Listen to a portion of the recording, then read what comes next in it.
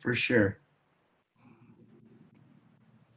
So I can send those out as another one. And then what I'll do is I'll email individual champions of some of the ones that we had marked on the agenda to defer to email, because we're going to need to get some summaries to get started with. So I'll let you know if you have any CRs that if you could prepare quick summaries for, we could put on additional email agendas. There are a number of non-substantive ones that we should be able to keep working with, you know, do a couple a week. Well, I'm thinking like 15, 20 a week would be ideal, not to be too overwhelming, but at the same time to be able to just keep going. So I can send something out probably tomorrow with the next grouping, and also start contacting champions if they have CRs that would lend themselves to email discussion.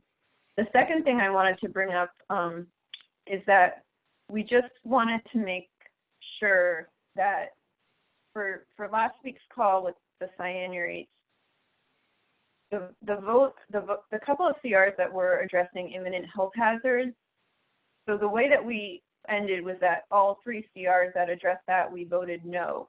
And James and also Richard just wanted everyone to make sure everyone knew that basically, because the references to imminent health hazards as they stand, just for disinfection, imminent health hazards, just refer back to the disinfection sections in Chapter 5.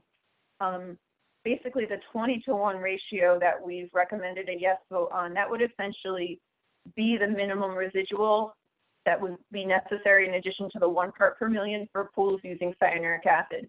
So basically, if a pool did not maintain their disinfection level to the appropriate disinfection level to the amount of cyanuric acid they have in their pool, then that would be an imminent health hazard requiring immediate correction or closure. So we just wanted to make sure everyone was aware of that. And if not, we should probably schedule those CRs to revisit on a future call so that we can make sure, we just wanted to make sure there weren't any unintended consequences if people felt like that they weren't aware that 20-to-1 ratio, basically without it being spelled out otherwise, would basically by default end up being the imminent health hazard.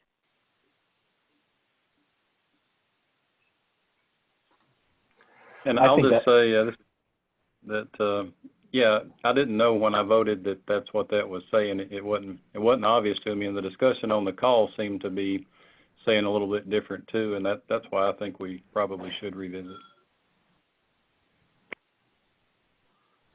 I was about to say, if we want to revisit, that's fine, but I think that's something in most cases can be corrected pretty quickly on site. So I don't feel that there's much of a need to belabor it unless somebody else does.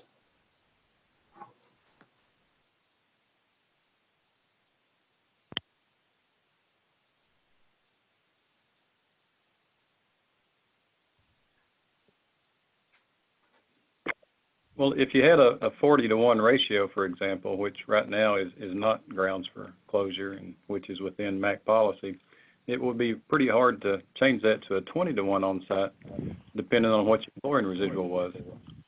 If you were already at 4 milligrams per liter of chlorine, and to meet whatever ratio you were at, there would be no chance of correcting that on site if you had to drain half the pool and refill it. You could increase your chlorine though to. Right, I think the main issue would be if you had to go above 10 parts per million free chlorine, which is the maximum allowable in the MAC, in order to have the proper ratio between free chlorine and cyanuric acid. But I think part of the point is that the pool isn't properly disinfected if the 20-to-1 ratio isn't maintained, and therefore it should be closed until it's corrected, unless I've missed something. No, that was my understanding too.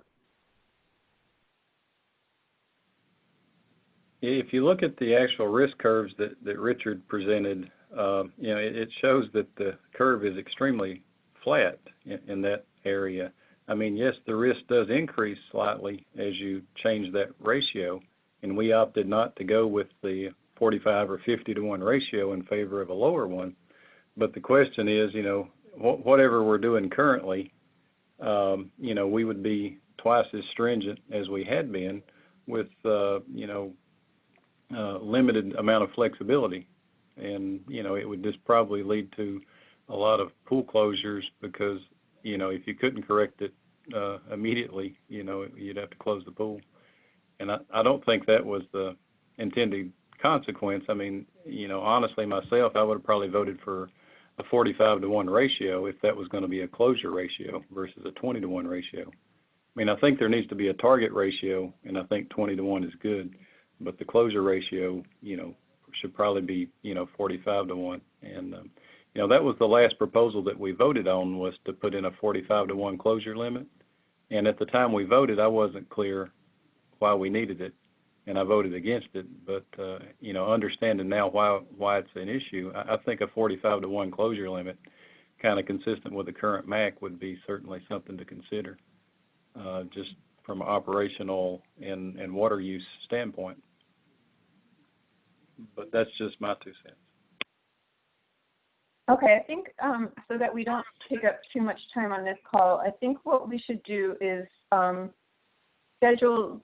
We'll schedule these three, the 3 imminent health hazard CRs, or just maybe not. I guess we'll do it by CR for next week's call, and you know, everyone think about it a little bit. You know, it'd be good to, Jason's on today's call. It'd be good to loop him in. And then, because we will need to make sure that we maintain our consensus for a no vote. It's possible, depending on the number of members present, that, you know, we might not. So we need to make sure that we actually take a vote, and you know, that for everyone that was on last week's call, to make sure that nobody has, you know, changed their mind. So I'll put that on next week's call agenda, and everyone can kind of think about it a little bit over the week. Does that sound good to everyone? Does anyone have any other questions about that on the TRC? Hi, this is Jody. Can you send a follow-up out along with that to where basically everything that was just said to add to the review? Yeah, we can send, I'll send a separate email, you know, outlining the issue, and, you know, the CRs that are related, and that we'll discuss them again and take another vote on next week's call. That's great. Yeah, and I'm sorry, I'm not trying to add more work to your already full plate, but all the discussion, it's very good discussion, and I agree.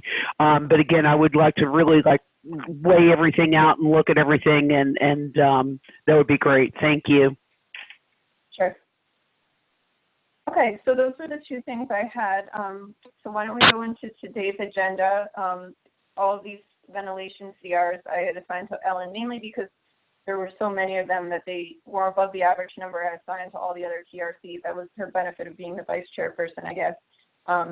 So she has all the ventilation ones so that she could kind of manage them all together. So I'll turn it over to her. I think we were going to have Henry, if I'm not mistaken, or Ralph, I can't remember. We'll have them talk for a few minutes, introduce the scope of work and what the change requests are intended to do, and then we'll turn it over so that we can go through them one by one. Okay, thanks. Thanks, Amanda. Harry, you want to go ahead? Yes. I just want to say that first of all, I didn't realize I was supposed to do an overview of this, but I will attempt to do it. It won't last 10 minutes. I'd also like to invite Ralph. Ralph was actually the chair of the ad hoc committee, and I know Ralph is on here. So Ralph, if I miss anything, please let me know. Basically, I think all I'd like to explain is that the ad hoc committee was tasked with reviewing the existing MAC and to suggest any changes or any wording in the different sections. So we started doing that at the beginning, and the process kind of got a little bit deeper than we thought it was going to be, because we found out that the way the original MAC was written, there was some items dealing with the pumping, the pool pumping, filtration system, and a few other things that were mixed in with the ventilation end. So we thought the best thing for us to do would be to look at all of those, make a suggestion to put all the ventilation tied in with the climate control equipment into one separate section. We worked with Doug on that, and Doug said that we could do that or propose that as a separate section, not as a separate chapter. So this is kind of why we had so many CRs, because these are the ones, the majority of the ones that we had some minor changes, suggestions for clarification. And then we combined those into one of the CRs into a new section. And if you really concentrate on the one that has all of the CRs in a separate section, things flow a lot better there. And you'll see why we did repeat some items. And that's really why it ended up such a large review for this. Ralph, do you have anything to add?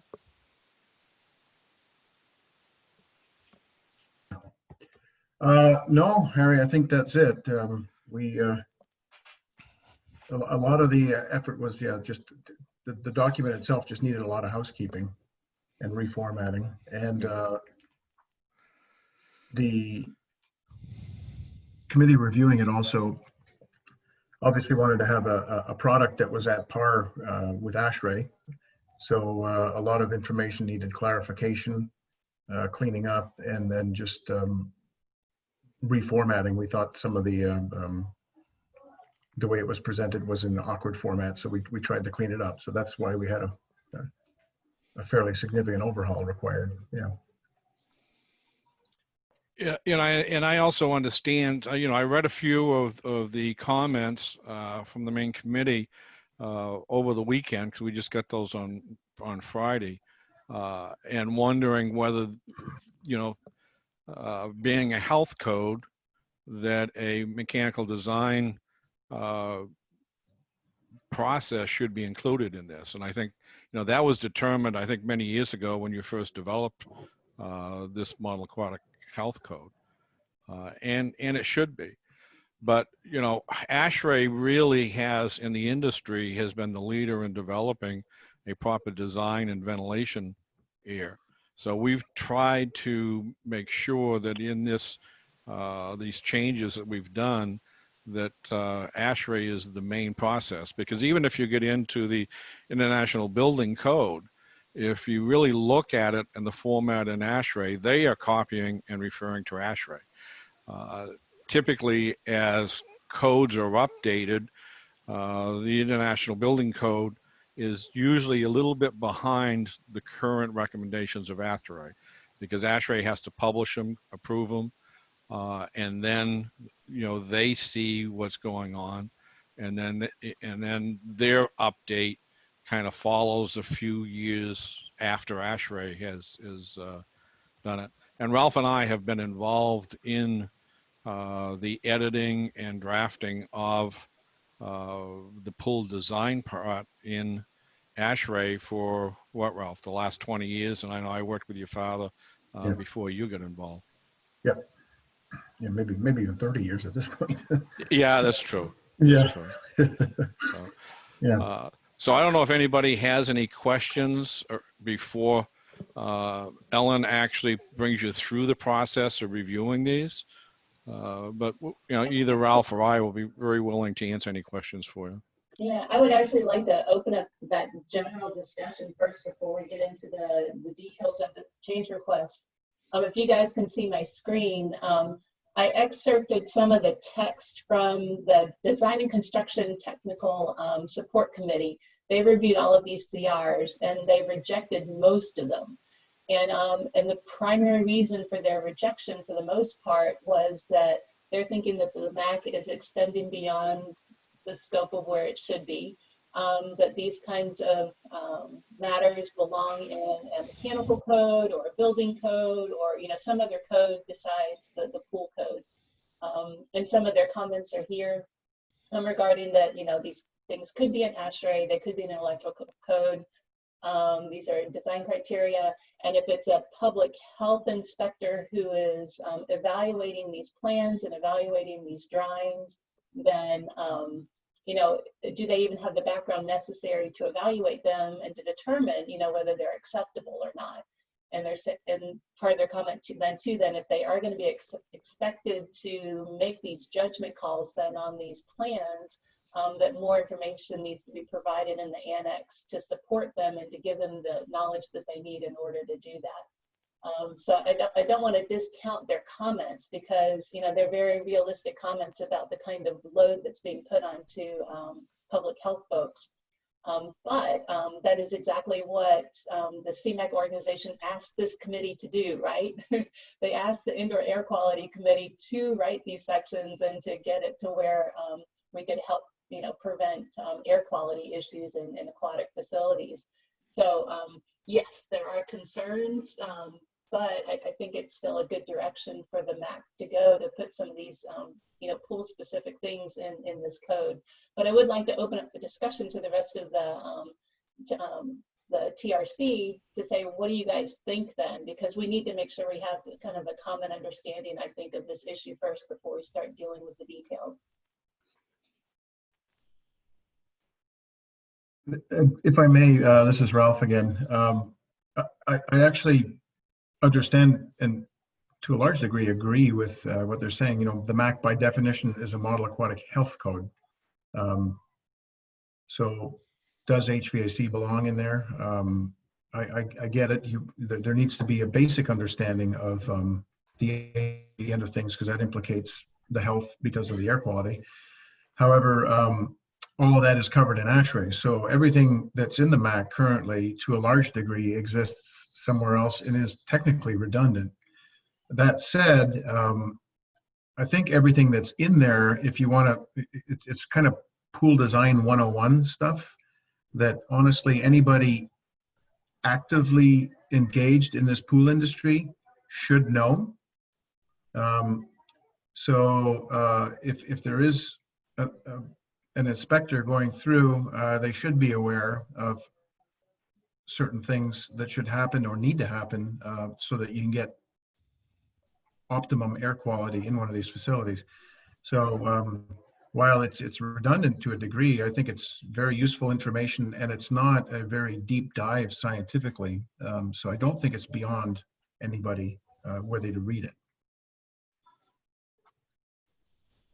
And this is Amanda. I think Harry had pointed this out, that Ashrae is a set of standards. So not all jurisdictions may have adopted that into code. And so although a lot of what's in the MAC mirrors Ashrae, it's pretty much mirroring a set of best practices, but doing it in a way that if a jurisdiction adopts the MAC, they can have these very strong ventilation standards in place to protect, to have ideal indoor air quality, especially, and remember that there are none, I don't believe any of the ventilation standards are retroactive. So in the MAC, this would all be, everything in Chapter 4, unless it's specifically noted in that section, is for new construction, substantial alteration, that type of thing. So this wouldn't be, retroactive to existing facilities, but it's just basically setting the course going forward. And, with the advent of the MAC, there is, this was one of the original technical committees that was for ventilation and air quality specifically, because there was an acknowledgement that most pool codes did not have a very robust standards, if any, for indoor air quality, but that with chloramines and everything, it was a very important thing to consider. So this just kind of piggybacks on the work that was done to put air quality standards in the MAC, that went in the first edition.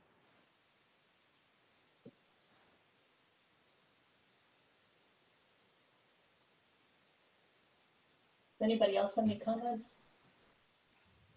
I do. Susie Campbell. Hey, Susie. How are you today? Good to hear you. I was on that committee and we fought back and forth and back and forth. As the plan review person for public bathing places here, I found that most of those people did not know what they were doing when they designed it. And a lot of the people tried to get away with having a big fan pull all the air out of the room, period. No DHU, et cetera, et cetera. What we found was that they didn't know how to do it. And as I recall, the committee felt like the Ashrae standard was inadequate, and Ashrae withdrew it in the middle of everything. So I don't know what standard we're using now. And what I found was that the plans for the ventilation in that area need to be reviewed by the mechanical inspector. Well, that isn't a requirement in the plan department. So he never saw them. Once I started having him review them, he would contact the engineer and they would sort it out. And then he would send his inspectors out, which was the second thing. The people that were doing the inspections from the mechanical department at the city did not look at the air ventilation in that room or the DHU or anything. And they weren't installing them correctly even. So FYI, for what it's worth, the only thing that I can tell you from having done that for decades is that when you have a spa, you really have to exhaust from over the spa to outside and not make it part of your ventilation system. And we did that. We had a Legionella outbreak that led to a whole lot of revelations on this subject. Thank you. Thanks, Susie. All right. This is Dewey. This is just a reminder, if you're not on the TRC or invited in by the TRC, while we do value your comments, please know that this call is intended only for TRC interaction. Yeah, we do have a lot of change requests to review today. So in general, I'm going to try to go through these really quickly. And this spread or this document that I put together for you guys, hopefully will get us through quickly. But before we start into that, were there any other comments from the TRC about this general concept of should we go here or not go here, and should we be having these air ventilation requirements in the MAC?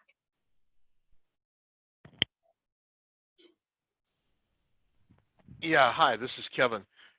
Just so that I understand, I'm not quite sure I'm following, but I understand that there is a set of external guidelines from Ashrae that covers this. How would that be different than, say, an NSF standard where the MAC references it but doesn't reinterpret or republish it? The NSF standards are different because they are for specific pieces of equipment that have been certified to perform a certain function. And whereas that's not really what we're doing here with the Ashrae standard. The Ashrae standard is more guidance, kind of like the MAC or like another code, where you're, setting parameters that people need to have in their facilities. So why not just reference it if it already exists as a code? Why not just reference it as engineering guidelines? Right. That's the point. Is should we just have one big statement in the MAC saying you need to comply with everything in Ashrae and just leave it at that, or do we need to repeat the provisions within the MAC? Right. Ellen, this is Harry. If I could just step in a minute. Ashrae technically is not a official code. It's a standard and a recommendation. Now, there's the 62.1, which directly is related to ventilation air. But ventilation air is not just the issue with proper indoor air quality in a pool environment. So therefore, Ashrae in their design handbooks has a chapter strictly on indoor pool design, because you got to control the environment, the humidity, the temperature. You have to prevent condensation from forming. You got to bring in the right amount of ventilation air, distribute it properly so it gets down to what they call the breathing zone. And there is no actual formal code out there that local municipalities can actually accept and adopt. And even the 62.1 ventilation Ashrae code, most states do recognize it and accept it as a code, but in some cases, they only partially accept part of the code. So, you know, I know being involved in this industry for close to 50 years now, you know, I was excited back a number of years ago when you guys were deciding to put some best design practice and try to get it into a code so that this industry could have, you know, some teeth out there with the code people, with the building inspectors. But, you know, unfortunately, that's only part of the chore. Even if we keep this in here, or you keep this in here, you know, the code officials have to be educated that this is available, and, you know, there are certain criteria that they must be reviewing. Yeah, and Henry, there are a lot of like model codes out there, right? Like Ashrae has what would be a model code, right? NFPA has model, this is a model code, a model aquatic code, right? That local jurisdictions can either adopt or not adopt. But I think it does make a big difference of whether it was written intended to be a model code or not. And are you saying that the 62.1 was essentially written as a model code, but that the handbooks are not, and that handbook that has all the pool specific language is not written in code language? Is that what you're saying? That's correct. Okay. That's correct. Okay. I mean, all the 62.1 has is they have a table in there that says for an indoor swimming pool, you've got to have 0.48 CFM per square foot of water surface, plus whatever the design engineer on the job accepts, designates as a wet deck, not the whole deck. If that engineer wants to say the whole deck is wet, fine, that goes into the calculation. But if it's not, then there's another value that they use for that remaining area. And then they do give an amount of CFM per person if there's a spectator area in there. Okay, And, I think, oh, go ahead, sorry. And that's it. There's nothing in the code about preventing condensation from forming on the walls, which is going to grow mold and bacteria, which is going to affect your indoor air quality. There's nothing about the building construction, whether it should have a vapor barrier or not. You know, I mean, there's been a big discussion in the industry that vapor barriers down south go on the outside of the building, vapor barriers in the north go on the inside of the building. You know, a pool is completely different. You know, you get into other codes that talk about the temperature and the climate. Sorry, rather than getting into the details, because we'll definitely get into more details with the change requests. But I think the big picture then is that we do need to have code language that is specific to pools and regarding air ventilation that is not found anywhere else. Is that correct? Say that again. I didn't quite hear you. We need code language regarding air ventilation that is specific to pools, and we can't find that code language anywhere in the Ashrae standards. Like there's Ashrae handbooks, but that's not code language. And so we really do need to have this code language in the MAC. That's what I'm trying to wonder what I'm going to put in my notes from this meeting, right? You know, and all the change requests, when I write my summaries, our response to the technical support committee is that we need pool specific guidelines or requirements and we need them in code language, and that code language is not in the Ashrae documents. Is that a fair statement? The only thing that's in code language is the Ashrae 62.1. It is ANSI approved as code language, and that only addresses the amount of ventilation air that you bring into the building. The amount of exhaust air is only as a best practice design that's included in the chapter in the engineering handbook. Okay. I think that clarifies it for me. Anybody else on the technical, the TRC, you guys have any other questions or comments regarding the big picture? Very helpful, thank you. Yeah, Harry, it really helps having you on this call. Thank you. All right, I'm going to go ahead and dig in then. You guys ready? We're going to rock and roll quickly now. Okay, here's, you guys can see my screen. There's a navigation pane on the left, and if you click headings, you can see all the different CRs that are submitted individually, and we'll be flipping back and forth, right, from the main CR that has everything in it to all these individual ones.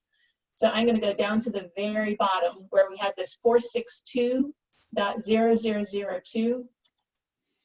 And that's the main change request that has everything all reorganized and put into the format and the order that it would appear in the MAC then if this change request was accepted. And so that's the order that I'm going to go through these change requests. We're going to start at the top of 462. When we come to a change, then we're going to flip up to the change request, the individual change request, look at the TSC comments, talk about it, vote, and then go back down to 462 again and keep going on down. So that was the way I was going to try to keep things rolling today, and we'll see whether it works or not. Okay, now at the top of 462, there are a few things in 462 that are not in individual change requests. And the first one is the title. So there's a change from indoor aquatic facility ventilation and just adding temperature, humidity, and ventilation. So expanding the title then of 462.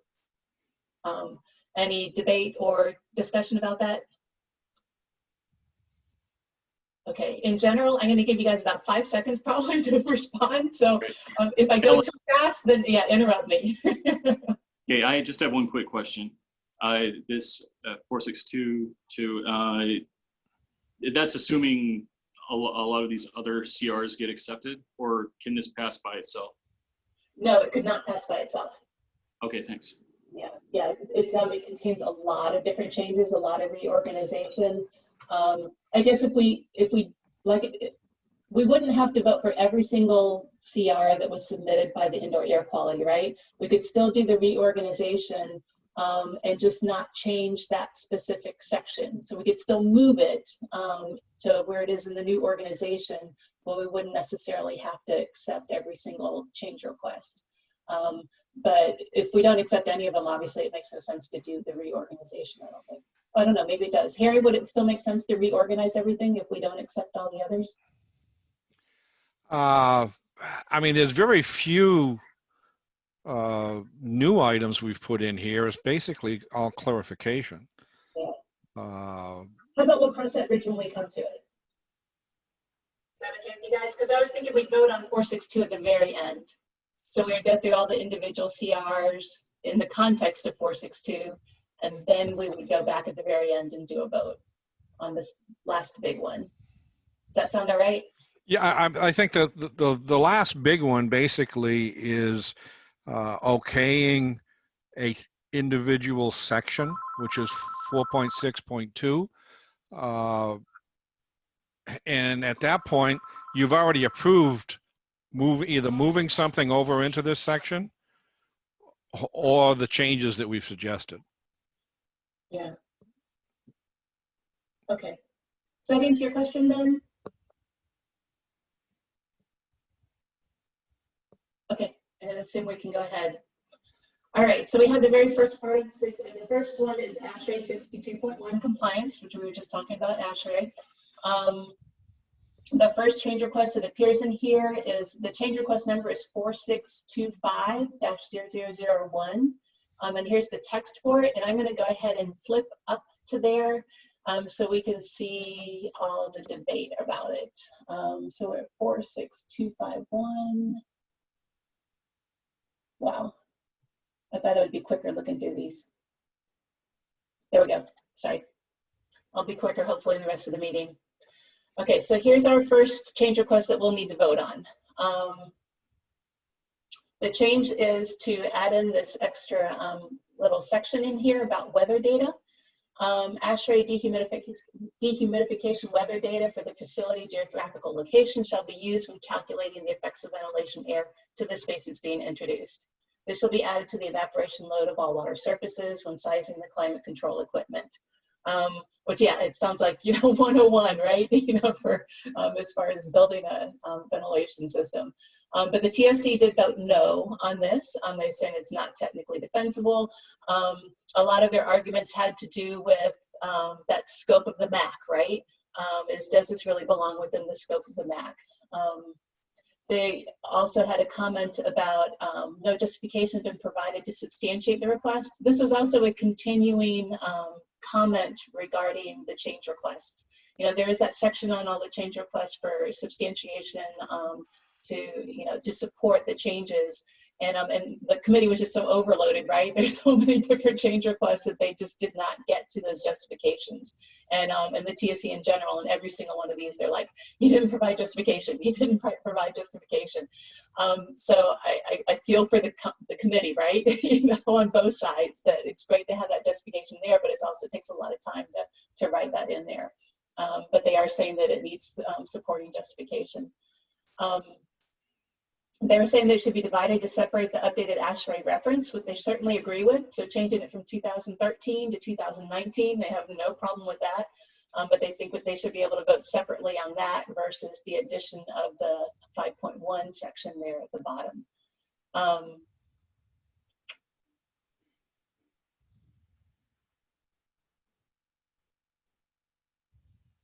Oh, sorry. I was trying to remember. Hey, Ellen, could I just jump in for a second? Oh, sure. Absolutely. Go ahead. I just wanted to point out, so these CRs were reviewed by the Design and Construction Technical Support Committee. In past change request cycles, there was an entire technical support committee devoted to ventilation and air quality. There is not one this time around. There's two reasons for that. One is that there is the CMAC ad hoc committee who submitted the CRs. And is considered to be a lot of the technical experts, and also there were actually no applicants for that committee. So I just wanted to point out that in the past these things would have been reviewed by a technical support committee specific to ventilation and air quality, but there is not one this time around. So they're being reviewed by the Facility Design and Construction Technical Support Committee. Thank you. Yeah, I'm glad you said that, because it also gave me time to review my comments there. And I'm thinking, why did I say no on that one? And my problem with it was that there was a repetition of some of the information. So if you look in change request 4222211, there's very similar information there. I'll go ahead and flip to that quickly here. So you can see the weather data, needs to go into, the ventilation calculations. So Harry, do you want to explain to us why we need it in both places? It's needed just because it was there from the beginning, and also that, as some new guy, as somebody's reviewing this, he may only read so far. So whatever section and paragraph was dealing with weather data and load, we felt it was worth repeating it so it doesn't get missed. To give you a little bit of history or a little bit of education on design, okay, Ashrae publishes weather data, and there's 3 different basic types of weather data, and dehumidification is one.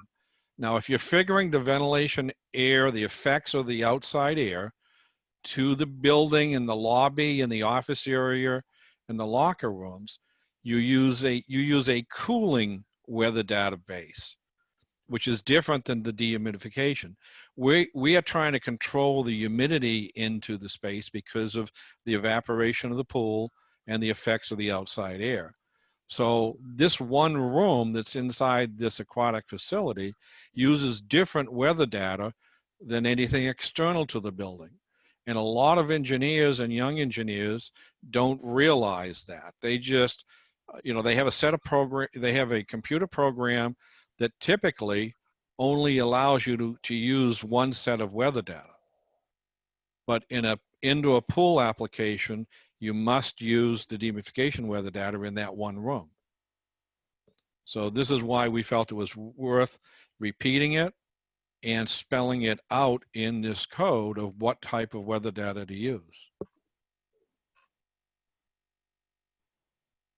All right, any other comments then on 4625, or are we ready to vote? I have one question on the date of the Ashrae standard. I can't see it now. But is there a reason why we're putting 219 specifically in, or can it be the most current version? Because otherwise you have to change it every time there's a version, right? Historically, my experience with writing codes, they want a specific year. Now, that is going to be different, because if you go into checking your states and what they've accepted as code or standard practice, a lot of times they're working on one or two versions behind, right? versions behind. So whichever way you decide as a committee that you want to have it, I have no problem with going to the most current, but technically I think in code format they like to have the latest publication. Yeah, I'm looking in section 3.3, and we do have the dates for the different standards in there. It looks like for pretty much all of them, at least in section 3.3. Amanda, what's the policy? I think is there a general policy? I'm looking, I think there is a convention to how we handle. I was just kind of searching NEC throughout, and it's generally not referring to a specific year. I'd have to look. I think that in section 3 there is some information, but I would say that however is usually treated with other types of codes or even existing, I'm not sure if actually referred to in the existing section, we would just continue to follow suit. I know that had come up about how to do that, and but I think that the main updates are in section 3, but I would have to look at that. I think we should just look at these under the assumption that we should, that we'll present, the code language would be added similarly to however, other codes are referenced.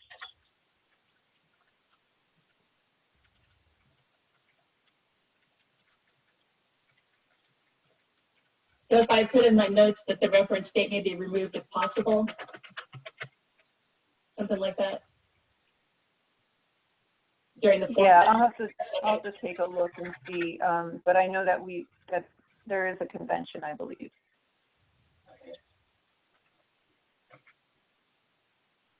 All right, are we ready to vote?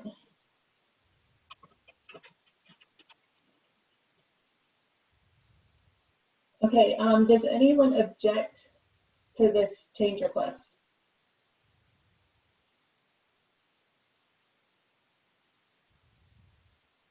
So just specifically, we're voting on 4625-0001? Yes. Okay, and that's to add in weather data definition, does that already appear in section 422211? Sorry, no, this is the change request up here. That's a different change request that I'm showing on my screen at the top there. The text that's underlined doesn't appear at all in the Mac yet. Okay. And we're voting on 4625 at this point? Yeah, sorry, I'll get the other one off my screen, and then that'll make it a little more clear. Oh shoot, I went to the wrong one. Okay, this is the one that we're voting on, 4625-0001.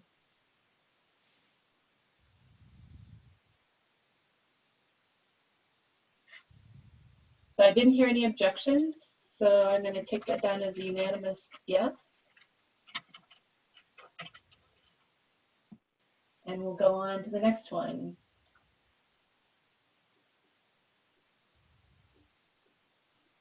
Actually, I am going to split my screen again, you guys, just to make this a lot easier for us to navigate back and forth. So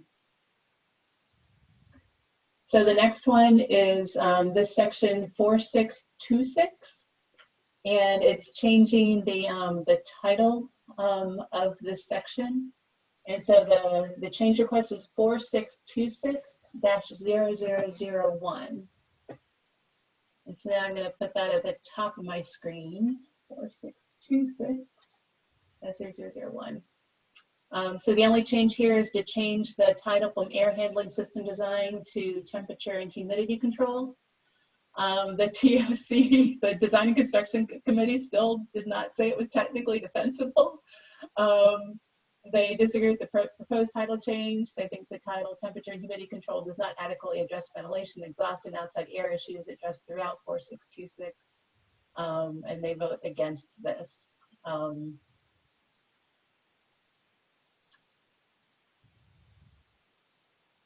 I was thinking about a possible alternative to this would be climate control system design, because this climate control is a term usage that the Air Quality Committee was trying to be consistent with in a lot of these change requests. So I don't know if we would want to propose that as an alternative that maybe the Design and Construction TSC would approve. I don't know, what do you guys think? Which of those three do you like? Air handling, temperature and humidity control, or climate control?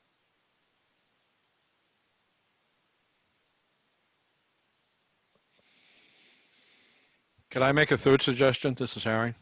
Absolutely. Indoor air quality control. Because if you're controlling your indoor air quality, you've got to treat temperature, humidity, and the correct amount of ventilation air. And that sounds like it would address the issues of the technical support committee.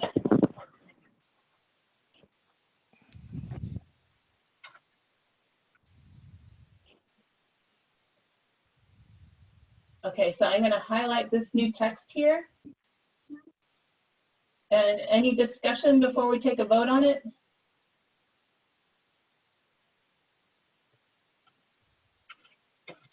All right, does anybody oppose the text indoor air quality control?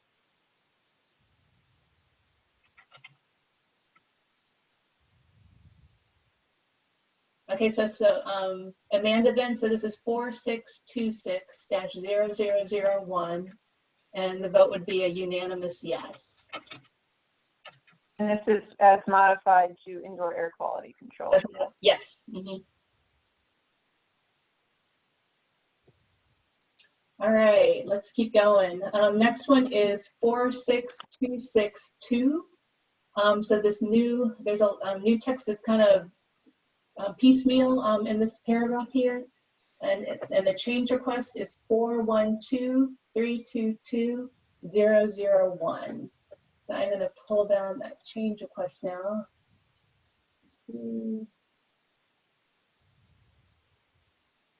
Oh crap! Sorry about my language. I was in the wrong window when I clicked on it. No, I completely messed everything up.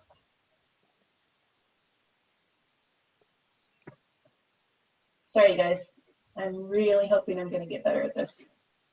And I'm sure you are too. 412-322-001. Okay, now we got them both. So this change request, there's some text here that is in red. And the original change request, when I was reviewing these before the meeting, I had some email discussions with the authors to talk about possible changes to some of the wording, sometimes to make it flow better, sometimes for meaning or to be consistent. And so the changes that you see in red here using track changes, those are changes that have been made to the change request since the change request was submitted. And these changes have been approved by the Indoor Air Quality Committee. So this is the text then that I would like to bring up for a vote today. But if you're reading it and you see something in red in these track changes that you're thinking, no, that was a stupid change, we need to undo that, please speak up and let us know, because we don't want anything to be stupid. We want it to be correct and as good as we can get it. So, so this change then is during the design of the ventilation and climate control system. So there's that climate control rather than just air handling. It's more than that. It's climate control systems for indoor air aquatic facilities. The design professionals, the engineers and architects shall consult with and obtain input from the owner operator. So this is just kind of a rewording of some text that was already there of just talking about getting input from the owner operator. But it's making it more clear about who's getting this input and what are they doing with it. So it's these design professionals, the engineers and the architects that are getting the input from the owner operators. And the whole point, right, is to come up with a good plan. And then at the bottom there, the additions about adding space, air temperature, and relative humidity, because it's obviously not just temperature that we need to be concerned about.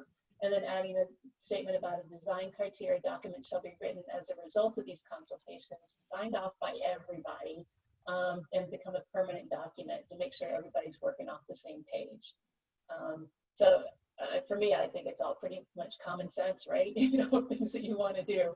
But I think, let me squeeze this little window down a bit. You guys can see the comments from the TSC. They voted no. Again, scope issues. And they said the elements requested within this change request address items that apply to indoor pools only. That's a formatting change, right? So all these things were moved down into the air quality section. And so we don't need to worry about it not applying to outdoor pools. And then, yeah, he's saying that, or they're saying that 41232 is meaningless for outdoor venue. So this is all just where are you putting this verbiage or put, and they hadn't seen that overall change request yet, I don't think, when they read this one. So I think most of their comments had to do with general scope and changes that were made regarding placement within the MAC. And so I think both of those have been addressed by the committee. So any comments or any discussion? Alan, this is Joe Lako. I have a ticky-tacky type of comment. The word climate control there is in all caps. Was that put that way to emphasize what we're talking about here, or does that need to be added to the glossary? And if so, does that need to be a separate change request? Because it's in section 3, chapter 3. There was one where we had to break it up into a bunch of pieces, but this was not the one. You know, See where it's at right there? Yeah, climate I was just control. wondering if climate control needs to be defined, it needs a separate change request, needs to be one for chapter 3, the glossary. It does need to be entered in there because it's not currently in there. That's a good catch. Yeah, I just looked in the list of words. I didn't see it there.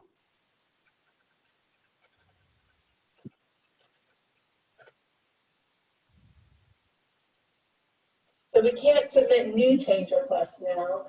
So we could amend this one to include a definition. I'm trying to think, Harry, was there another change request where climate control was actually defined? I can't remember. I don't believe it was, no. Can you offer us a definition for climate control? And we could add it to this change request since we can't submit a new one. Can you Climate control in 5 seconds? I'm sorry, go ahead. I mean, you want to talk climate control system, add the word system there to what you just typed. Thank you. Okay, because it may not be just one piece of equipment. Right, and so help see our definition. Okay, it's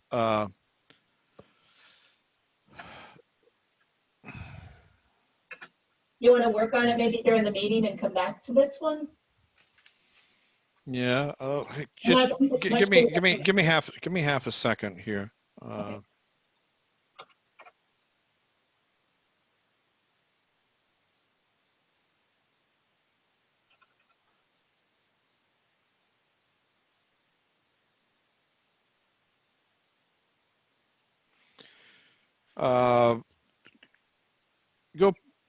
Just write this down for everybody's comment, I guess.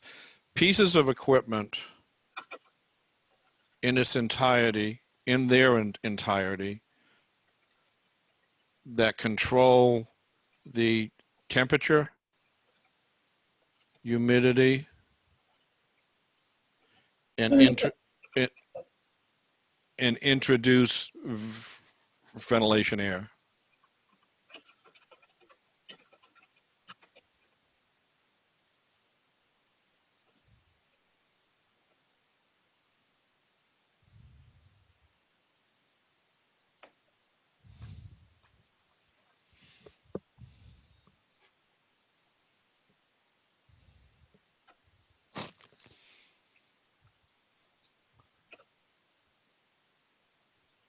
Any edits to that definition?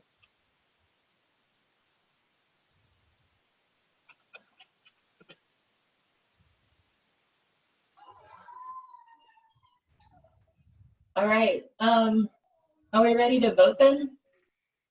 The vote would be on this paragraph here, that's in gray here. Hold on, like in gray. Hopefully it's not unreadable for you guys now. And this text here, which is in gray. I have a question on, so this is basically saying that you're going to develop a design criteria document that's just going to be kept on file? It's the... But it's not part of the submittal, right? I mean, the result would be the submittal that I'm trying to figure out what this document really is. It's a one-page document that should be included in the submittals and the original specifications that acknowledge that all parties, owner and any of the design professionals, have agreed on for their design. Because I don't know how many times through the history of my work, I've had to go out after a job that's been built and operating, and the owner says, I want to run it at this temperature and condition. Well, your equipment's not designed to do that. It's outside of your design parameters. So you know, and she says, well, nobody, you know, they would say, nobody told me that. Well, we just felt as a committee that that should be a specific document, one page, one paragraph, should be defined, and it becomes a permanent part of the documentation. Yeah, if you look in the MAC section 4.1, it gives that general scope of plan submittal and what needs to be included in that. And section 4122 is plans and specifications, where it talks about, yeah, you need all the specifications for all the equipment, it needs to be part of the plans. And so then this would be, you know, part of the specifications and part of the plans that go in. You think that there's text that needs to be cleaned up to make that more clear? Or you think it's good enough the way it's written?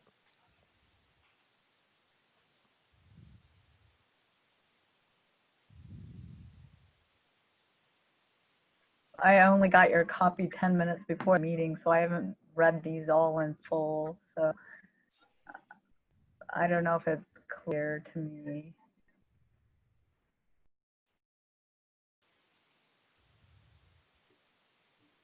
How about it become a permanent document of the project specifications, parentheses, as in MAC 4122?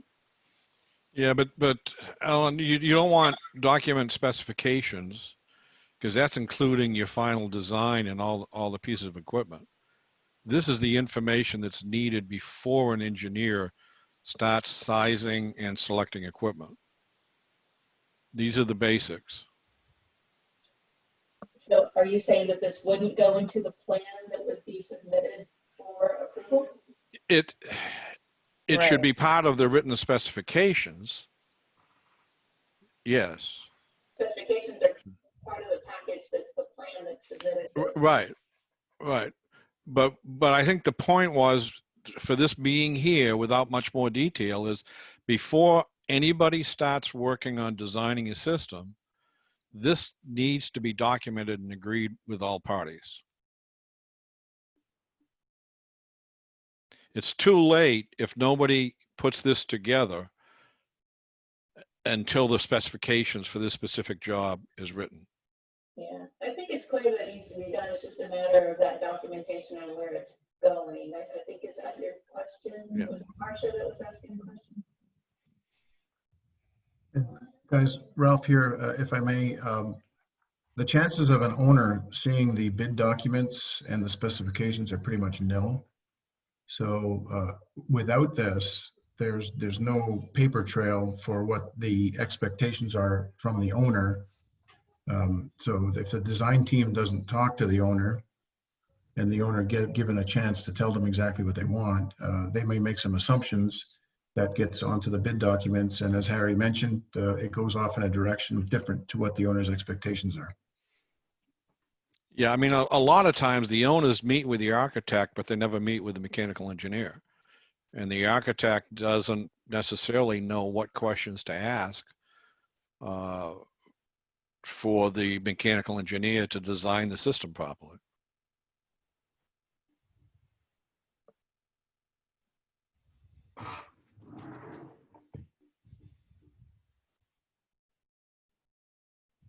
I'd agree. I've seen this several times in doing reviews of aquatic facilities as well, doing air quality reviews.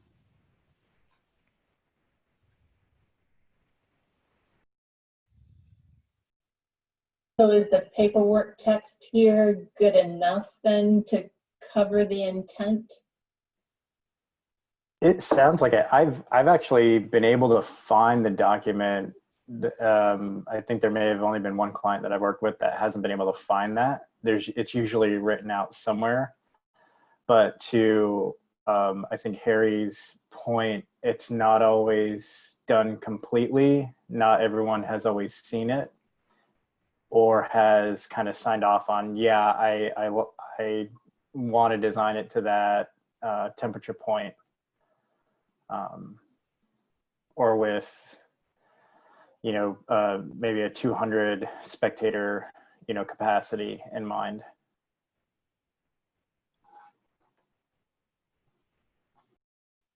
So Nicholas, do you have any suggestions for any wording changes, or you think that what we have there is good? I think what we have sounds good. Okay. Ellen, before we vote, I had a little bit of a change for the definition there of the climate control system. Uh-huh. I think we need to say that it is a combination of the pieces of equipment designed to control the temperature, humidity, and introduce ventilation air, as opposed to the individual pieces in their entirety. Okay, but so it means a combination of the pieces of equipment designed to control the temperature, humidity, and introduce ventilation air. Got it. Is that it?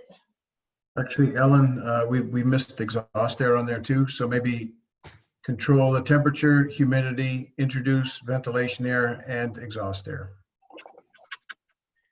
Harry, would you agree with that? Either exhaust air or call it building negative pressure. Yeah. Which do you prefer? And so introduce ventilation air and maintain building negative pressure? Yeah.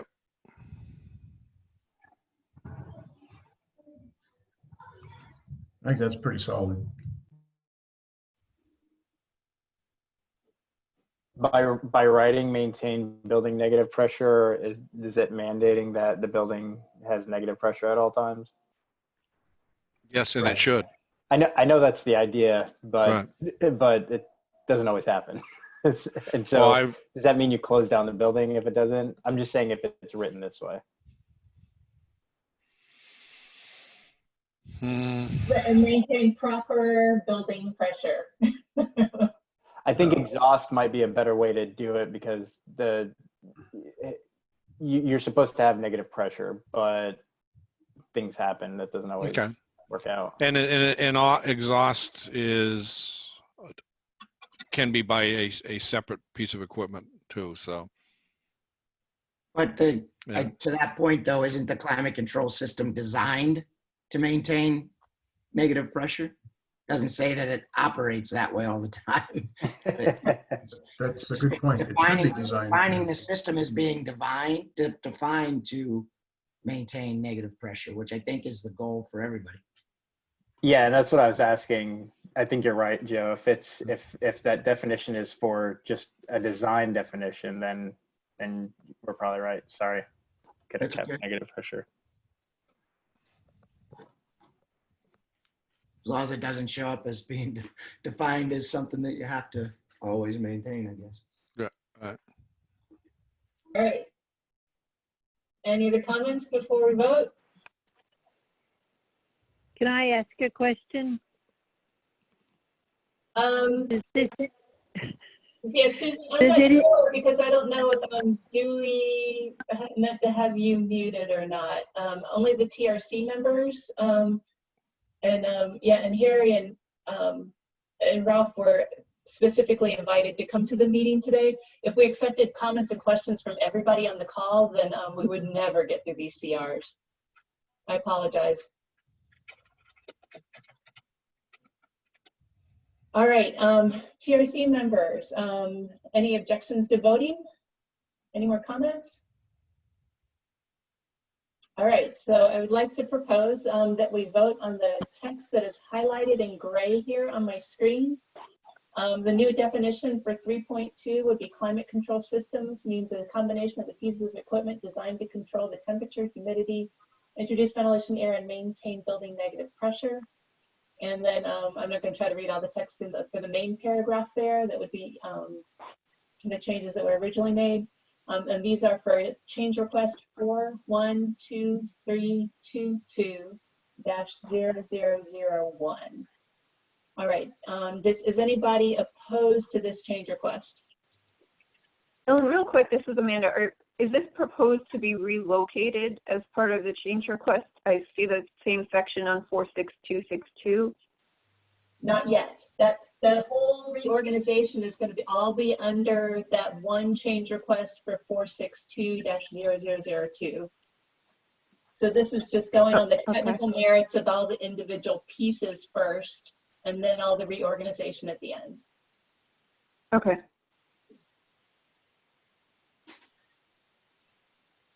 All right, so I didn't hear any objections, so I'm going to record that as a unanimous yes. And we will go on down then, and hopefully I'll do this correctly this time without messing things up too badly. The next section is technical details. So this change request is 41232-0001. So 41232. 0001. Okay, I'm going to shrink this down a little bit. Try to at least. All right, so there's already some little bit of information in here, but a lot of it needs to be expanded for indoor air quality, and so that's what these additions were intended to address. So the specifications would need to have the water temperatures for each venue or pool, not just from one of them. The surface area of each venue pool. This was square footage, but in our offline emails, the authors did approve to call that surface area instead of square footage.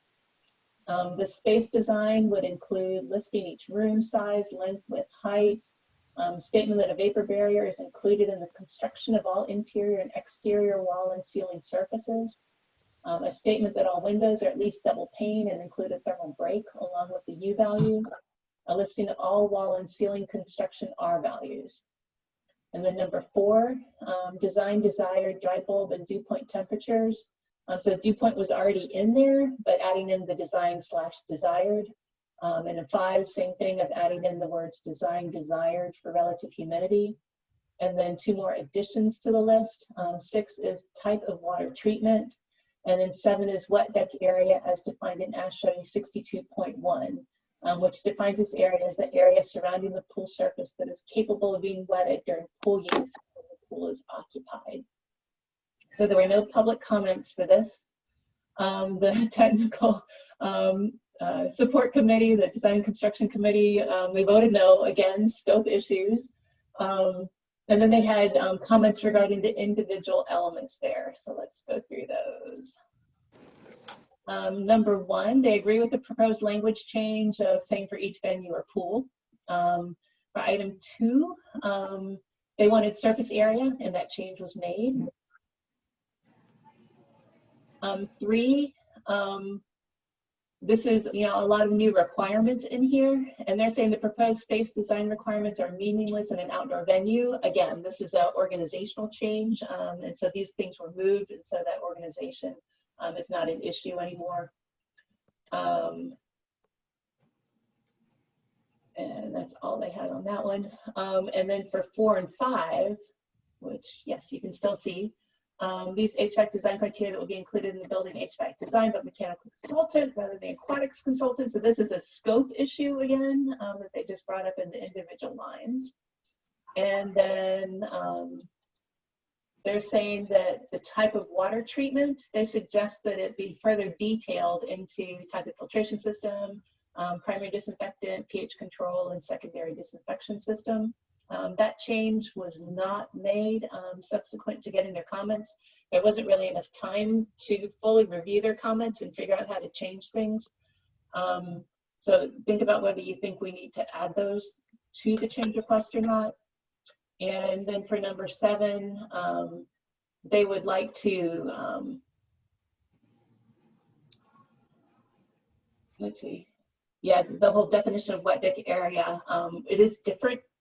The definitions in Ashrae are a little different from the definitions that are in the MAC currently, and it's the Ashrae definitions that fit, not the MAC definitions that fit, which is why they use the Ashrae definitions in the change request. Let's see, I think I had some other comments down here. Oh yeah, this is the authors, when they were educating me on what the difference between perimeter deck and pool deck that are in the MAC already. So that perimeter deck may get wet, but it doesn't, not all of it gets wet. And so the wet deck kind of encompasses part of the perimeter and all of the pool deck. So they just don't fit. So you really need to use the Ashrae definition in there instead of the current MAC definitions. All right, I'm going to put it back up to the change request itself. You guys have any comments?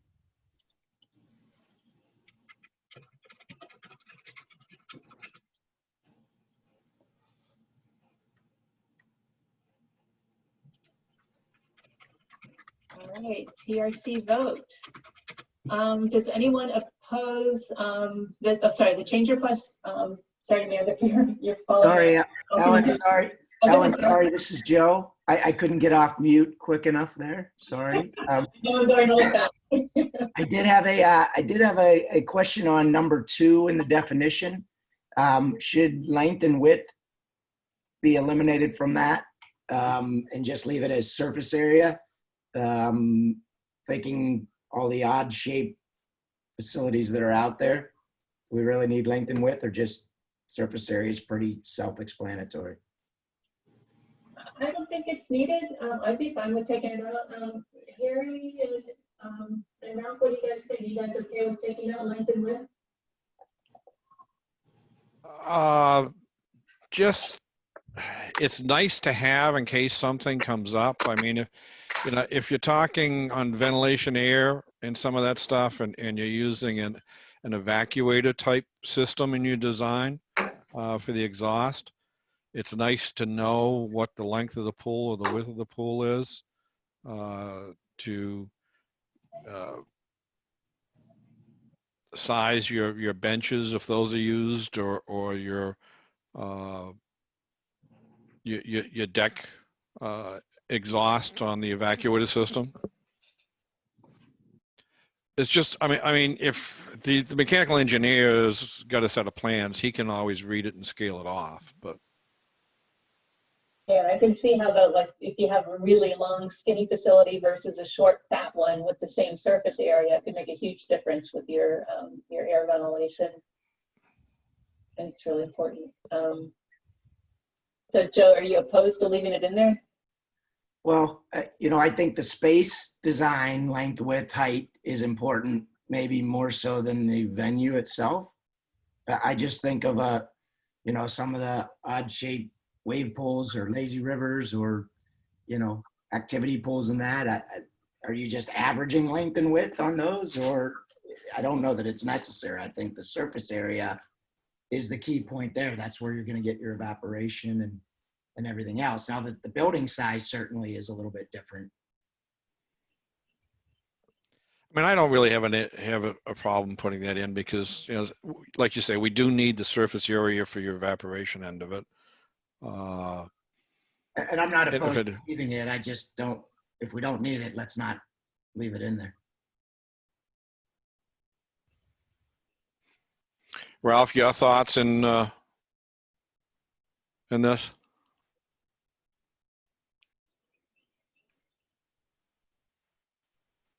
No.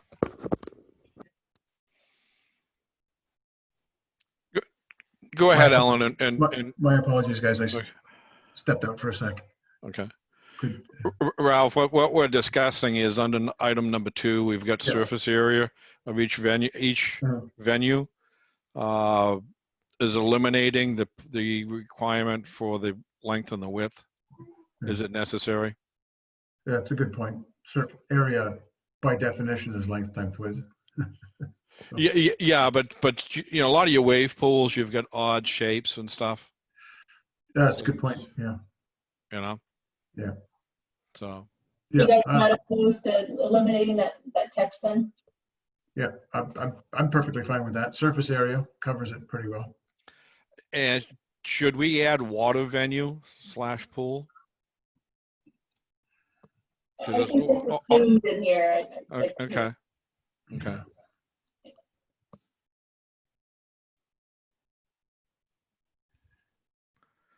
I mean, none of this code really addresses properly a lot of the what I call architectural toys or water toys that are out there in the industry now. But yeah, actually, Harry, along with that, if I may, effective surface area of each feature and pool would actually be the best way. Like that? Effective surface area of each water feature and pool. Oh.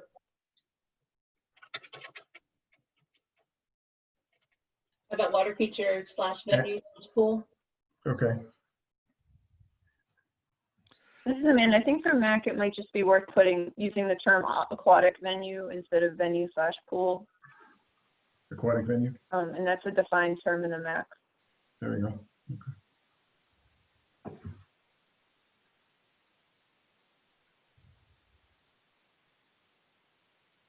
How's that? Okay. All right, anything else then before we vote?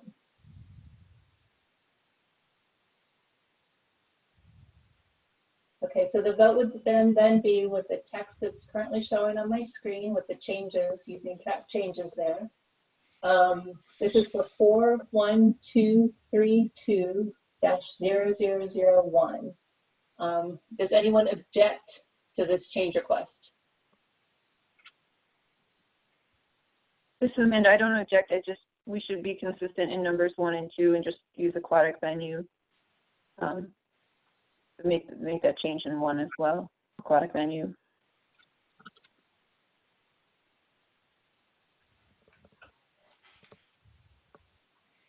And take out the / pool because the pool is a type of aquatic venue in both sections. I think it's just cleaner to just use aquatic venue than to have both. I agree. And then instead of water feature, should we be using aquatic feature? I think that's the term that's defined in the aquatic feature is defined in the MAC, yes.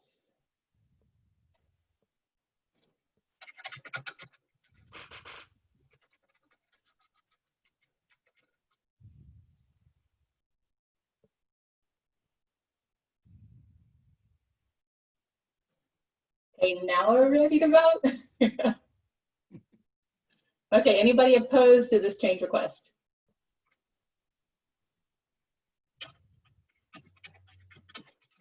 Okay, I'm going to take that as a unanimous yes and go on. All right, on down through section 6.2. We've got design factors and performance requirements. So there's quite a list here. It's in 46262-0001, 46262-0001. All right. So this section was already there, but some changes were made to it. So include the word geographic location instead of just location. The size in square feet and height instead of volume in cubic feet. To say dry deck, perimeter deck, pool deck, water surface, to kind of spell things out a little bit, not just deck. And that the total should add up to, so the total area of all these different pieces should add up to the total in number 2 there. Losing my place here. Number 4, adding spectator spaces to the list. It's kind of hard when Microsoft Word adds in those extra underlines. I keep thinking those are changes, but they're not. They're just word, things on which I knew how to get rid of. Then under number 9, instead of identify system capabilities, instead of if utilized, it's if provided. And then outdoor air when occupancy in stadium seating is lower than the theoretical. Oh, this one was a matter of contention here. So let's read the whole thing. So identify system capabilities if provided to automatically or manually modulate the amount of outdoor air for the purpose of reducing the number of CFM for outdoor air when occupancy in stadium seating sections is lower than theoretical peak occupancy. So this was a question from the technical support committee of why just the stadium seating sections? Why not, can't you turn it down for if any of the part of the facility is lower than the theoretical peak occupancy, can't you turn down the system? Why just the stadium seating section? So Harry or Ralph, can you guys respond to that? Well, basically right now with Ashrae, the basic pool room itself, there is no occupancy. They're assuming that the amount of CFM calculated based on the water surface accounts for all the swimmers. And at this point, there's not an awful lot, we're using CO2 test or a VOC sensor to try to modulate. But if you modulate that, you're going to modulate your exhaust air too. And usually it's pretty consistent in the main pool area itself. That's also not recognized yet by standard 62. Right. So I guess how the answer to that is the spectator area is the only one that is additive to the baseline calculation. So you have your baseline based on the square footage of the pool, water, and wet deck area. And then on top of that, you add extra outside air during a swim meet. As Harry mentioned, the baseline is independent of occupancy.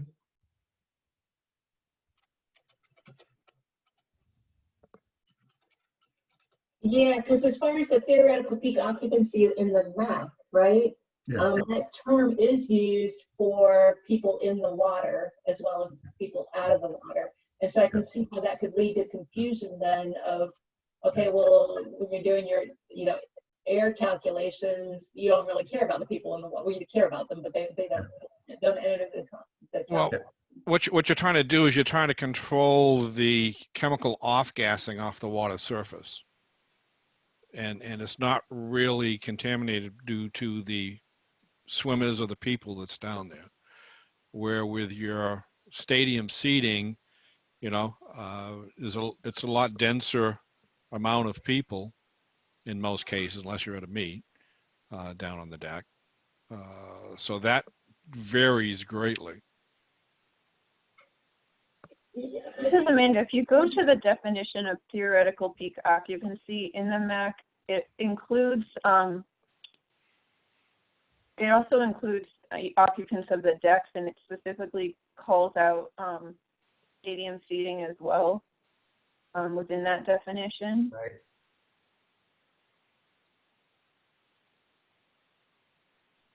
Yeah, it seems like there's redundancy, right? So number 2 is indoor aquatic facility size.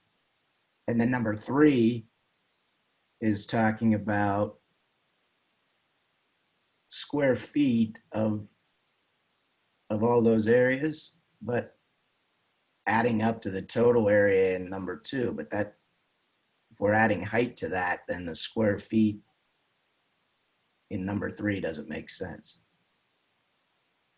Well, the square feet, we need each one, because dry deck, perimeter deck, and you don't really need pool deck, because perimeter deck is basically your pool deck, or as Ashrae calls it, to me that's your wet deck, because you've got 3 different factors for your ventilation air. Your dry deck is one factor, your wet deck is the same factor as the pool, but usually you want to identify the amount of wet deck, and then you get your water surface. Okay. So you want to replace perimeter deck and pool deck with wet deck as defined by Ashrae? I mean, I would, yeah, I personally would. So dry deck, wet deck, pool water surface. And just for clarification on number 2, that's there. We need the height with the square foot of the building to figure the air rotations within the space. Right. Which is different than the purpose of why we need the information in 3. Now, I think one time before I read a comment that, do we want to use the term square feet in here? Or do we want to put area? Because square feet's fine if you're using IP, but if you're using metric measurement, it's not square feet, it's square meters. So to say the surface area? I mean, what does everybody think on that for terminology to be consistent?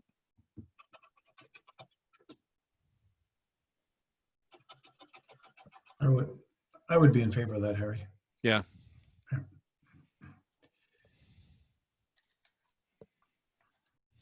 Okay, so the surface area for dry deck, wet deck as defined by Ashrae 62.1, pool water surface, and for stadium seating sections. Is that the way we want it to read now? Sounds good to me. Okay. And then back down here then to our discussion about the theoretical peak occupancy. Do we need any changes here then, or do we just need to explain it in the annex maybe about how these Ashrae calculations are done, and that the wording is fine the way it is? We just need to explain it to people.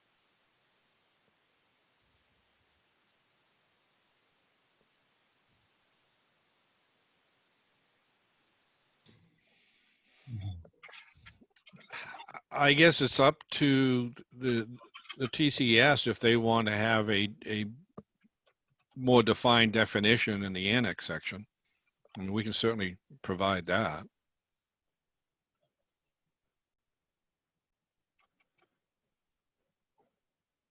Or is it just good enough that I put the notes into the, because I'll be writing up review forms for all of these CRs, right? And I could just add it into the TRC review form that we think this text is sufficient because of these reasons, and the ones I put down here as far as the TRC discussion. All right. Is that sufficient then, you guys, or do we need something else besides that?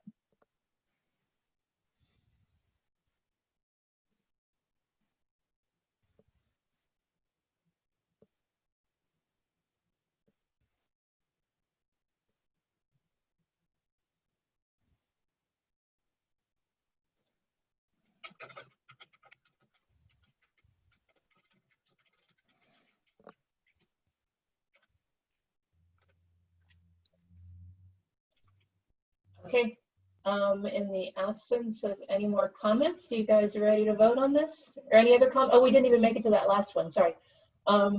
There's a whole new bullet point added to the bottom there about heating, cooling, and dehumidification load calculations, including design envelope sensible cooling loads, envelope heating loads, ventilation sensible and latent loads, spectator sensible and latent loads, if applicable, and full evaporation loads. So all these things need to be added in to the equation so that you size everything correctly.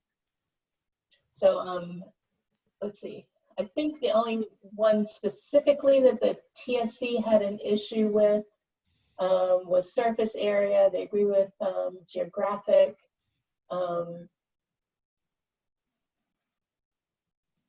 They don't like the spelling out the decks, but I think it is helpful to have them spelled out. They agree with the spectator addition. They agree with that wording change. They did have that question about the spectator versus seating, stadium seating areas. But those are the only ones that are added into the theoretical peak occupancy. Oh yeah, so Harry or Ralph, for areas that don't have a stadium seating area, then you're just doing the aquatic facilities portion alone and the deck area alone. And so you would never have a turn down then for those based on occupancy?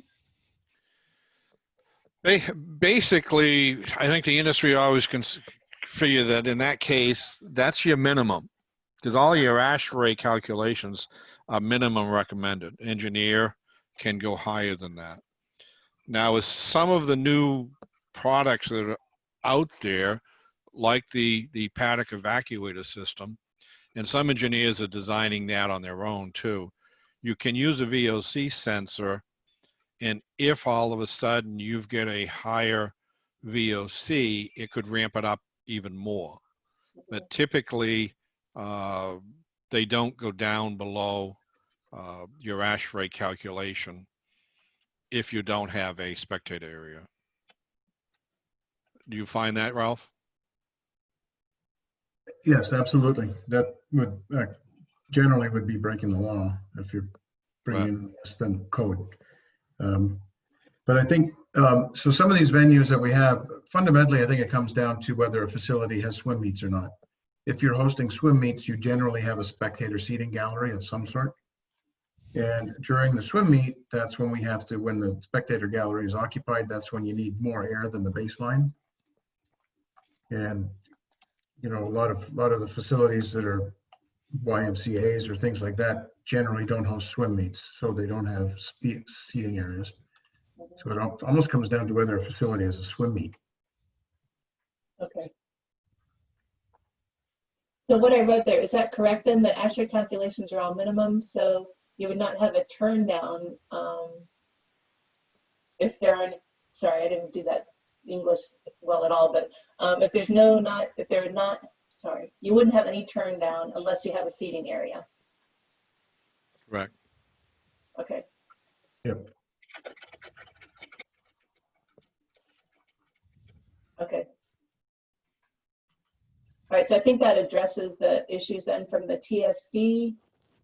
They did disagree with that last number 11 there.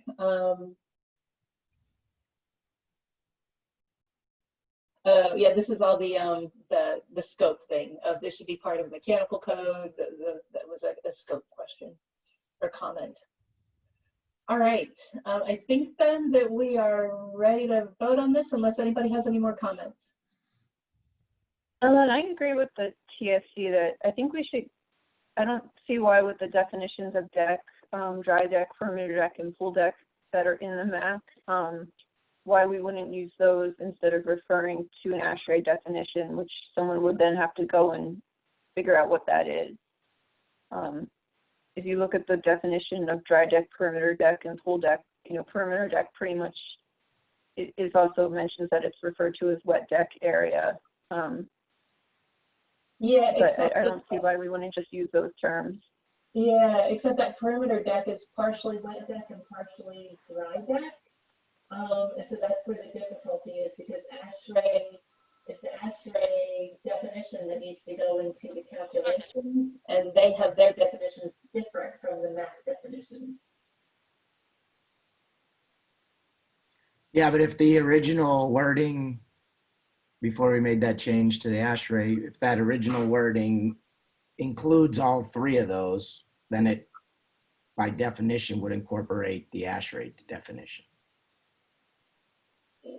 So it'd include the dry deck, the pool deck, and the perimeter deck, which would be basically any pedestrian areas within the facility. So they'd all be covered as it was originally written.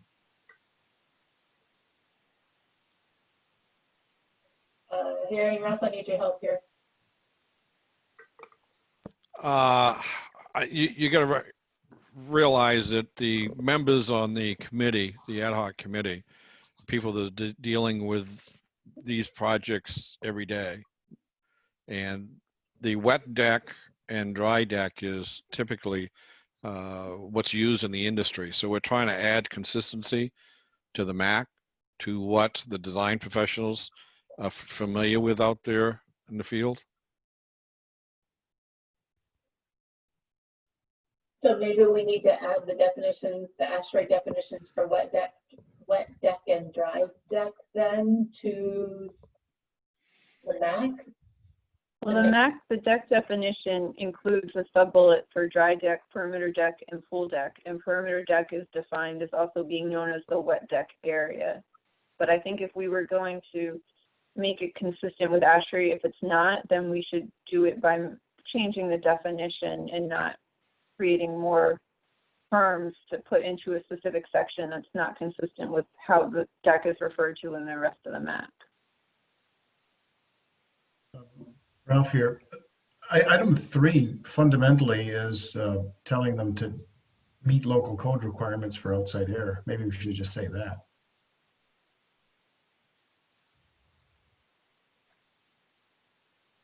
The presumption here is standard 62 is the local code, which it may or may not be.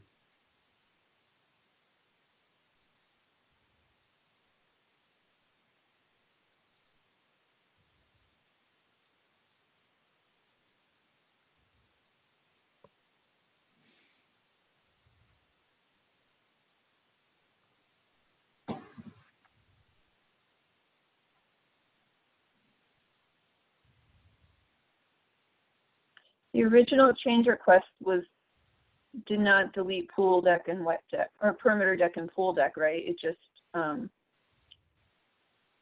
Right. Yeah, sorry, I partially did track changes, but I didn't do it soon enough. This wet deck as defined by Ashrae is new text from today, and all the rest of the stuff that's in red there is new text from today. So you can kind of see what yeah, so these crosshatches are from today. I'd be in favor of changing it back to the original proposed language in the CR for that.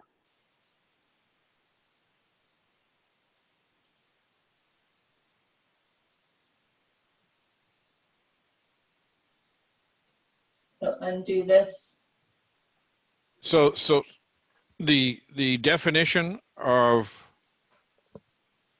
pool deck is the wetted area of the deck? So the sub-bullet, perimeter deck means the hardscape surface area immediately adjacent to and within 4 feet of the edge of the swimming pool, also known as the wet deck area. Pool deck means surface area serving the aquatic venue beyond perimeter deck, which is expected to be regularly trafficked and made wet by bathers. So it is defined. So if anybody wants to know, it does refer back to the wet deck. Okay. And there's also a definition of dry deck as well. Okay. They're all under deck in the definition section of the MAC.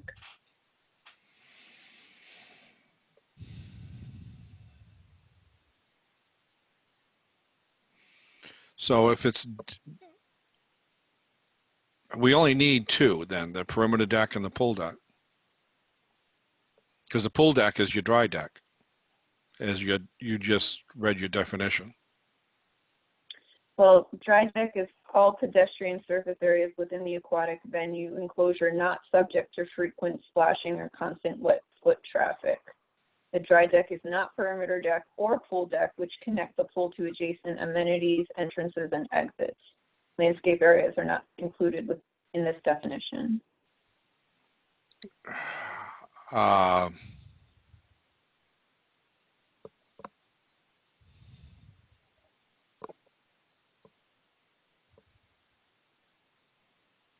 You want me to show you those definitions? I think I can get them up on my screen here.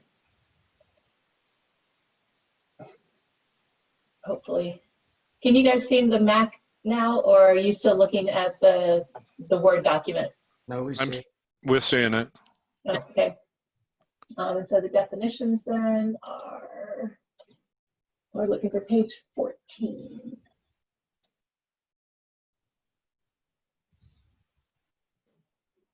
And make that bigger. Oops, a little too big. All right. So you see the deck definitions? Yep.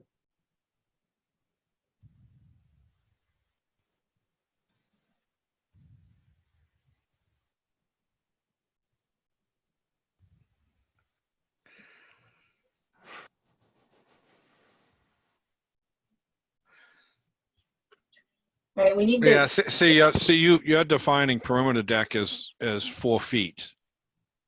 Also, your wet deck. So you've actually assigned a number to it. Ashrae does not. The design engineer is responsible for stating whatever it is. It could be 4 feet, it could be 10 feet. Whatever he feels in this particular application that the wet deck is going to be pretty consistent with getting wet. So that goes into the bather supervision requirements and for maintaining clear deck space, around the perimeter of the pool for emergency response. So it's kind of, the definition is referenced elsewhere, and that's why it has that 4 feet. I mean, So Henry, by your definition, would the pool deck and the perimeter deck together be considered the wet deck since the pool is made wet by bathers? Correct. Yeah. You only need dry deck and wet deck. Okay. From a design purpose. So using the MAC definitions, you would have the numbers you need, right? If you have dry deck, perimeter deck, and pool deck, to get your wet deck, you would just add perimeter plus pool, and you would have your wet and dry that you would need for your calculations?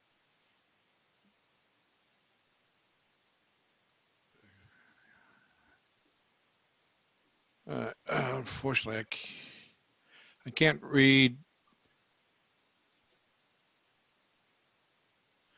So the pool deck is something that's the entire deck, that area is getting wet by bathers. It's not just because it's a traffic area. Right. Yeah. I mean, you would be able to add the two together. Right. Well, in this case, oh yeah, I mean, I'm not sure why you came up with 3 definitions. Really, because if it's wet, if perimeter deck and pool deck are wet.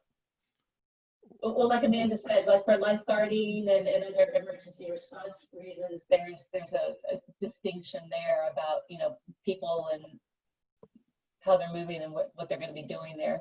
So for air quality, yeah, it doesn't make a difference, but for other applications, it makes a difference. Okay.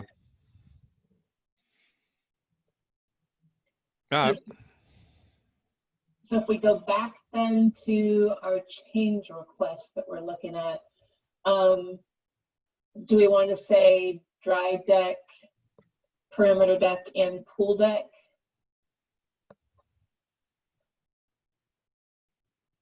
And then leave out this part about what deck as defined by Ashrae? Are we okay with that? Yeah, that was the original proposal, was to use those 3 terms, the original change request.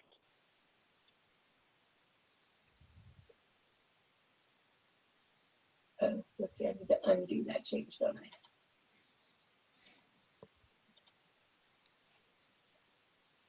So, Ellen, to be consistent, any of our suggestions in here that show wet deck, you're going to change those back to perimeter deck, pool deck. On the change request that we voted on already?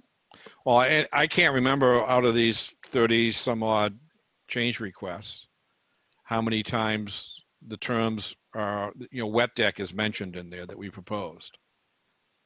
So I'm just saying we got to keep conscious of the fact that any place in this section of MAC that we've used the term wet deck, we should delete wet deck and change it to perimeter deck / pool deck, because both of those could be wetted.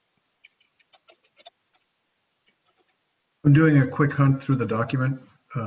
So far, I've actually only found one. Okay.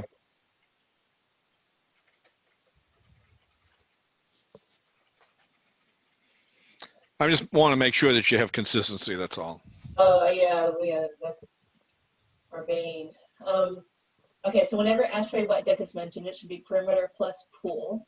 And I'm thinking we should explain that in the annex, add some annex text. That can happen outside of the whole vote, but just to explain that so that everybody understands that the Ashrae definition of a wet deck is the same thing as the perimeter plus the pool deck as defined in the MAC.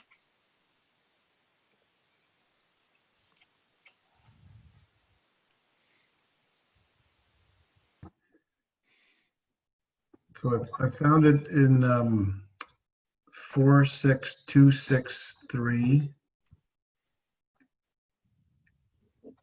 3. Oh, the new 46263? Oh, yes, the new one, I believe. Is that one that we voted on already? I don't think so. Oh yeah, that's the one we just voted on. Okay. We did, okay, yeah. That's Number 7, right at the end there, number 7. Yeah. Okay, so let me go up to the change request of 41232 that we just voted on. You guys can remember where we were? Sorry, I need to put like a little thing I can hunt for. Okay. So it was 41232 is what we want to go to. So we already voted on this one, but are you guys okay with changing? Number 7. There we go, number 7. So so we don't need wet deck area, we need capitals. And yeah. Equals wet deck area is defined as Ashrae. Yeah.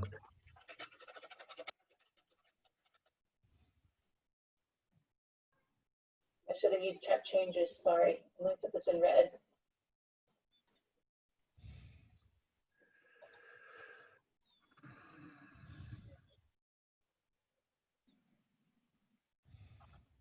How's that?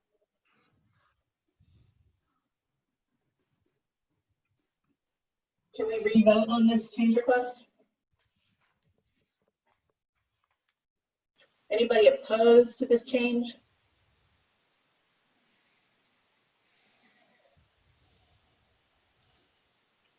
All right, so re-vote for change to number 7, unanimous yes, okay.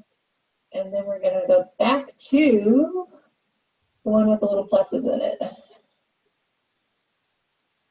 Where were we?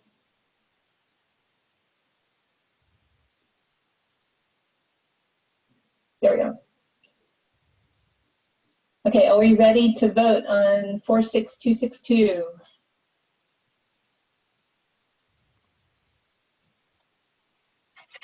All right, no other comment. Is anybody opposed to this change request? 46262-0001. All right, I'm going to count that as a unanimous yes. And we are going to go on then. I'm going to try to go on. Okay, so we just did that one. Oh, just to let you guys know, in this version down at the bottom that's part of 462, there's a few other changes that I made that the authors were not aware of that I made, but it was minor stuff, and I put little comments over here on the right of anything that I did that the authors did not have input into, and it was just to add numbers in here. They had it as bullets in the change request. There are numbers up here, there are bullets down here, I added the numbers. Just want to be transparent on any changes that I made. All right, next. These changes were actually not submitted as a separate change request. So although the technical support committee, the design and construction guys, they looked at 462, but I don't think they looked specifically at these sections with the knowledge that they were separate and they weren't part of a separate change request.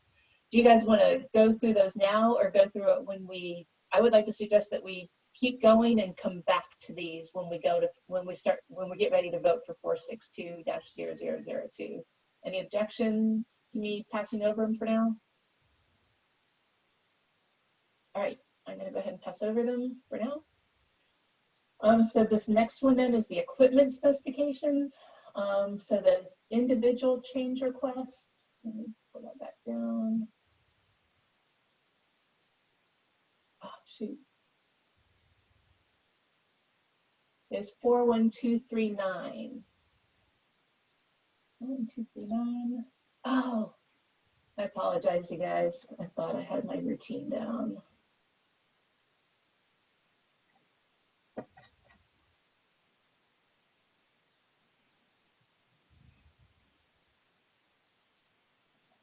Four, 1, 2, 3, 9. Finally, thank you for your patience. All right.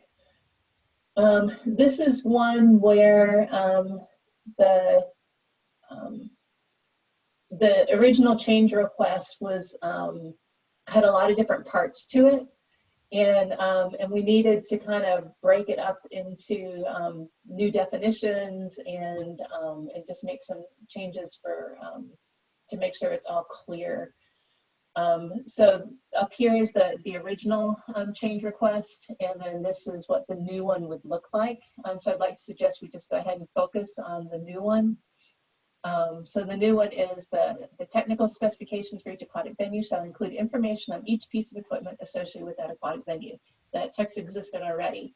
And then for climate control equipment, the specifications shall include the following items at a minimum: sensible cooling capacity, sensible heating capacity, moisture removal capacity, moisture removal efficiency, as listed in RE standard 920-220 or 2020, performance rating or direct expansion dedicated outdoor system units, or RE standard, the other standard. I'm not going to read the whole thing to you. CFM of outside air, CFM of exhaust air, CFM of supply air, voltage, power requirements, design, temperature, and humidity. There's some terms in here that haven't been defined, and also some acronyms that haven't been defined. So we would suggest that in 3.1, MRC would be added. So that would be moisture removal capacity. MRE would be moisture removal efficiency. And then in 3.2, to define the term moisture removal capacity, that means the amount of condensate produced by the climate control equipment, which includes the effects of reheat coils, circulating fans, and other components in the airstream, excluding supplementary heating, cooling, or outdoor air, and expressed in pounds of moisture per hour. And I don't know if I can fit all this on my screen so you guys can see it all at once. There we go. Oh, but still not all of it. And then another definition for moisture removal efficiency means a ratio of the MRC, which is defined already, in pounds of moisture per hour to the power input values in kilowatts at any given set of rating conditions expressed in pounds of moisture per kilowatt hour. And then in section 3.3, we introduced a couple new standards, right? So we need to mention them in section 3.3, and those are the two RE standards that have been added in. I'm not sure if RE is the correct pronunciation, but that's what I've been calling it. So it's kind of all a big mouthful there. I think it's obvious if we're going to mention the standards, they need to be in there. So if we could just focus on this paragraph here then of the change request and say, do we agree with it or not?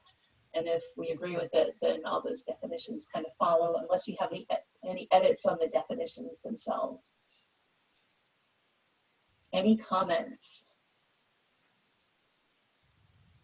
Just a question, I guess. Is aquatic venue the correct term there, or should it be aquatic facility?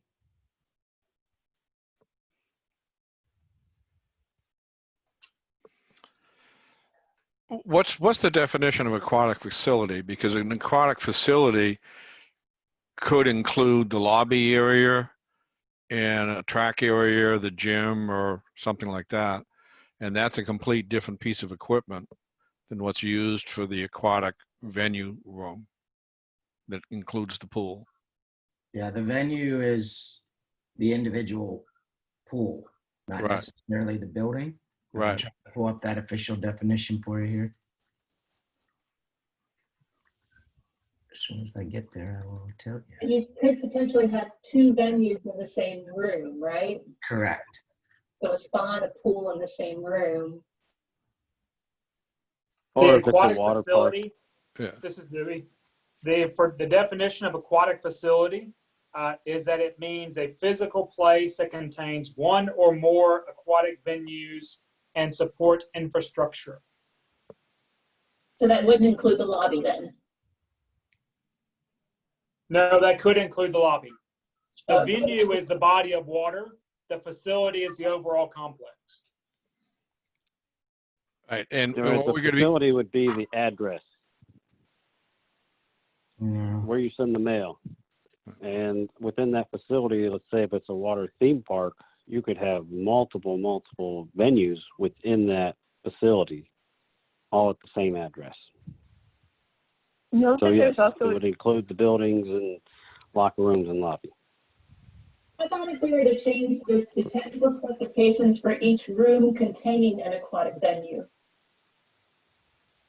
So there's also a definition for indoor aquatic facility, which is a physical place that contains one or more aquatic venues and the surrounding bather and spectator stadium seating areas within a structure that meets the definition of building per the 2012 International Building Code.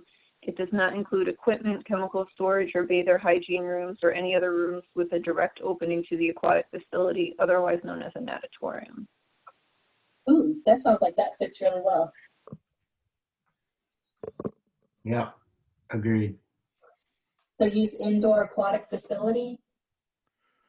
yeah, but the facility, didn't that include other spaces besides a pool room? Here, I'll show it to you in a second. Not- Let me get this. Not according to the definition that was just read. Yeah. Yeah, indoor aquatic facility is different than aquatic facility. So the indoor aquatic facility's definition is appropriate. The aquatic facility is not. Okay. Where is it? There it is. You guys see it?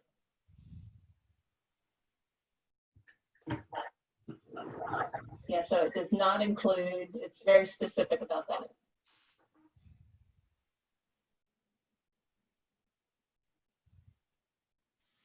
Okay.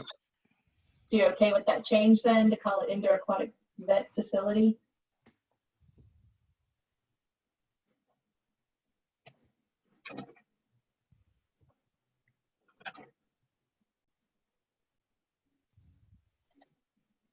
Good catch. For changing it, then we wouldn't put each, we would just use for the indoor aquatic facility. We don't need the word each.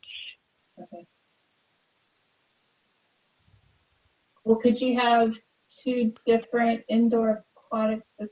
No, yeah. Okay. Yeah, I mean, you could, because I know from an equipment standpoint, you know, I've seen facilities that they have a warm-up pool or something in a separate room, and then they have the competition pool separate, and you've got two different climate conditions required.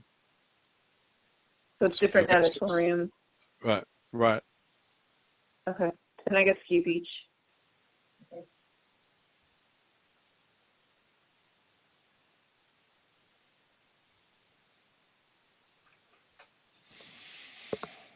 let's take a look at the TSC comments before I forget about it.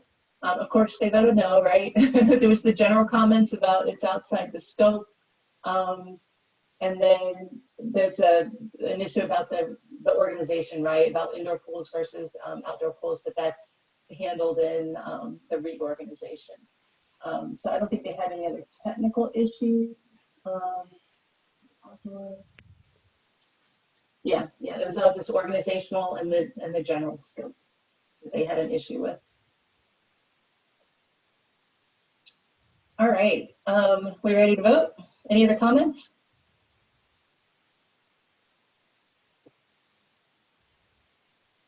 I think we're going to put the next comments here. Okay, so anybody opposed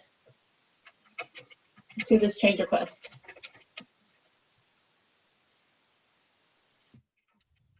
All right, I'm going to count that as unanimous yes. And I need to take off check changes again, and we will go on.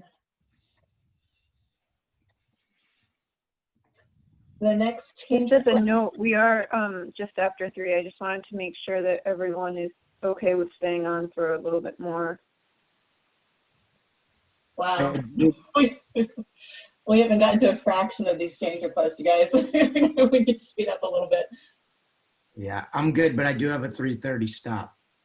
Yeah, I need to go to Cindy. Okay, so Cindy, Lisa, Amanda, do we have a quorum still? We have 11 people on the call, so we would be down to 10, and we need at least 9. But I think probably maybe we can go a few more till 3:30, and then, but then I think we'll just have to schedule another call to finish these up. Okay. The next one is the change request is 42233-0001. The indoor aquatic facility air pressure shall be relative to the areas external to it, such as adjacent indoor spaces or outdoor ambient space.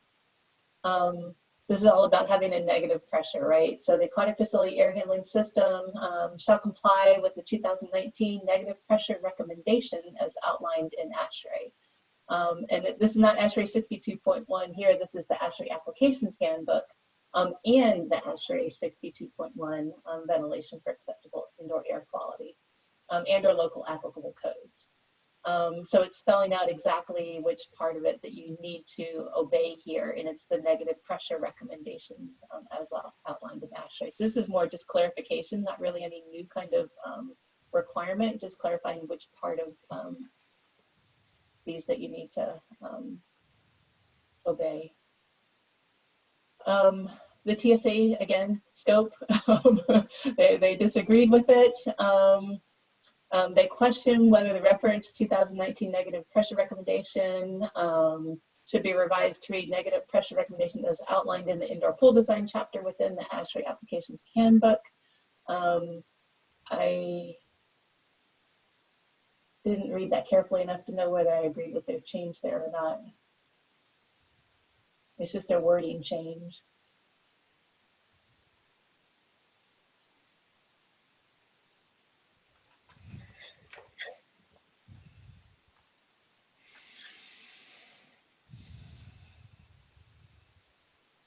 Let me squeeze this down so you guys can see the proposed TSC text.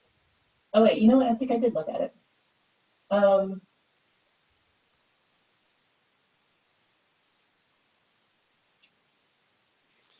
This is one that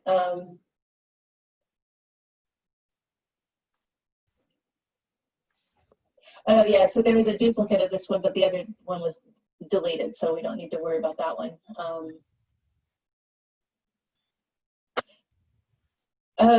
Sorry, this is an important point. The TSC also had a question about air-supported structures. And so obviously, if you have an air-supported structure, you can't have negative air pressure. It just doesn't work that way. And so the question is, well, okay, well, what do you say then? And we had just started that conversation, yeah, last night on, well, what do you do? and haven't come to any kind of resolution. So yeah, do you just ignore air supported structures? Do you say that they don't have to, they're not required to have negative air pressure, or do you just absolve them from all of the requirements in the air handling section? Not sure how to handle air supported structures within this section. Any suggestions?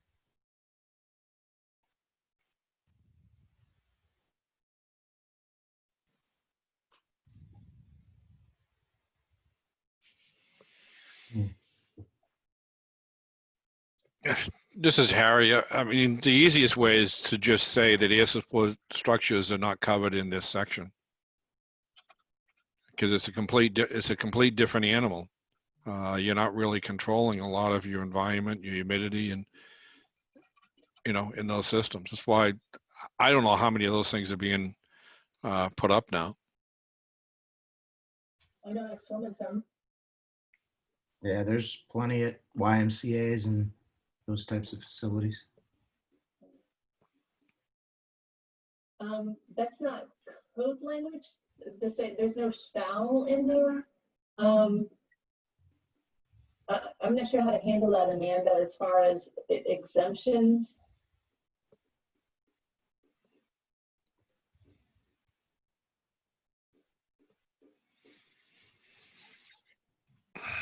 I think exemptions for, I'm still trying to find this. So there are some places in the MAC, if you search the code, that it does say like exemption and does call out specifically. So we could do something. Usually, let me just find one.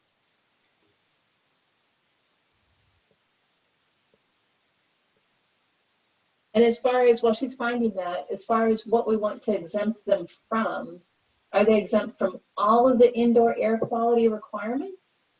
Or where do we draw the line? Personally, this is Ralph. Personally, the term exempt scares me. That means that these people have carte blanche to deliver bad air. Yeah.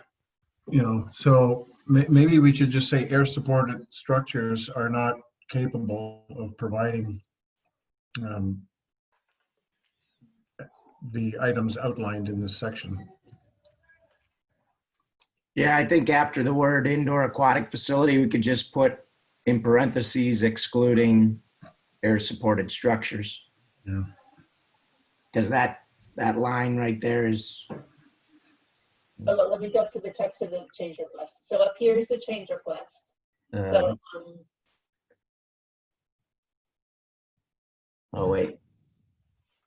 I was looking at something else that addressed negative aquatic facility handling systems in the construction and.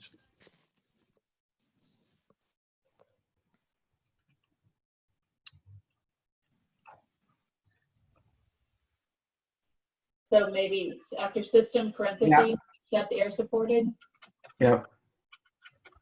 Oh, you got to do track changes here. Sorry.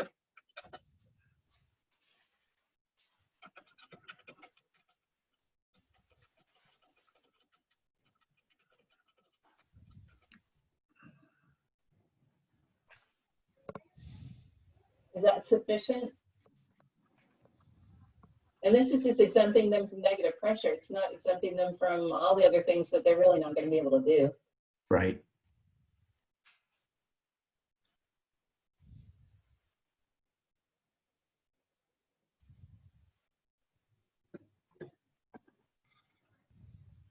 I have a suggestion. Since we're going to need to meet again on air quality, if we put this one off, and then if Harry, if you and Ralph and I can maybe work on this and look at all the different parts in the air quality section that would apply to supported air structures and the ones that would not apply, and then try to figure something out. Yeah, I mean, I can work with Ralph a little bit, but typically, and correct me if I'm wrong, air supported structures are usually only for the pool. They're not attached to another building that's got the gym or anything like that in it. Because the main reason for the negative pressure in an indoor aquatic facility is to keep the moisture and the chlorine odors from getting into the rest of the building. So therefore, most of the ones that I've ever seen, at least in the northern climates, they only include heat. They don't control any temperature. So in the summertime, whatever the temperature is outside, that's what it is inside. So you've got no climate control. You're not treating the ventilation air that's coming into the building to control moisture.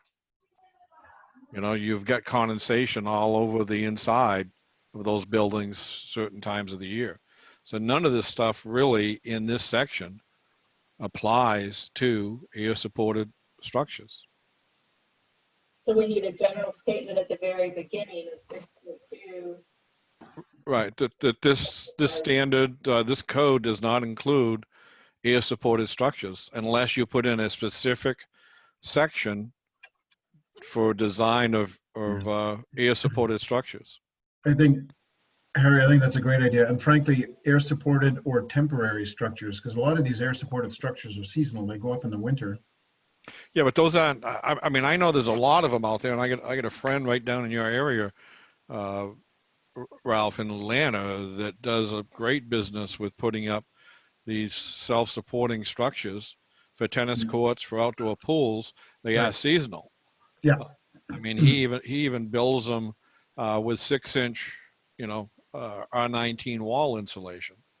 Wow. And I've done some preliminary calculations for him on how to put up, a dehumidifying system outside and connect it, but he's looking for, or his clients are looking for a low price. Right. So they don't want to spend the money for indoor climate control. Right. Because it is temporary. Yeah. So Alan, maybe you can put it here about how air supported and temporary structures are not covered in the code.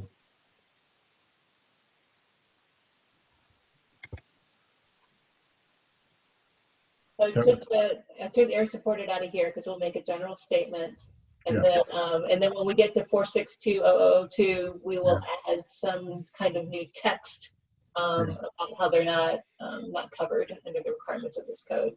And we can draft that text offline and then propose it at the next meeting then. So we can go ahead and vote on this CR as it is, and we'll handle that then in that later CR. Is that acceptable to everybody?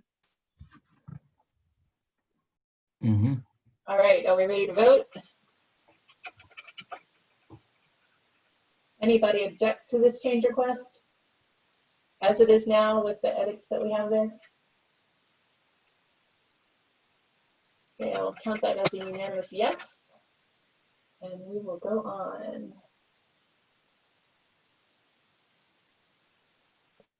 There's air supported structures. If I dropped it in there, but I'll take that back out. All right, let's see. So now we're at 422.3311. 422.3311 is right there. This is I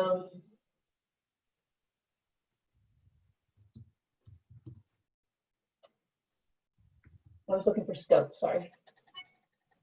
Yeah, this is a sub bullet under chemical storage space air pressure. So just so you know what this is referring to, then this is a sub bullet under there that applies to. Did I get these numbers right? Yes, I did. Sorry. Okay. So this air handling system is independent from the aquatic facility climate control system and should not be interconnected, because you don't want all those chemical fumes then going into the other parts of your building, whether it's your pool area or your spectator areas.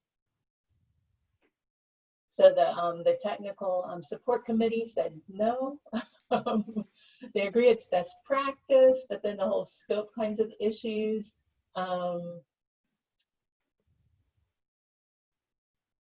Let's see, should it be in the mechanical code?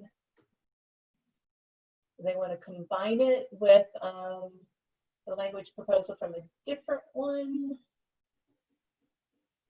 And this other one that they wanted to combine it with, I inserted it so that you would see what that looked like. Personally, I think it would be good to keep it separate. And the bottom line was the TSC withholds recommending approval pending submittal of supporting documentation, justifying it. I wasn't sure. Oh, my reason for not being sure was that I'm not sure it's necessary given that there's provisions already in the MAC, such as in 492, it says you shouldn't get fumes, from your chemical storage space in the rest of the building. The interior space shall be equipped with a ventilation system that operates continuously, ensures that air movement is from all other interior spaces and towards the chemical storage space, and that the pressure difference shall be maintained to remove air from the chemical storage space. And then also on down here, no duct shall allow air movement from the chemical storage space into any interior space.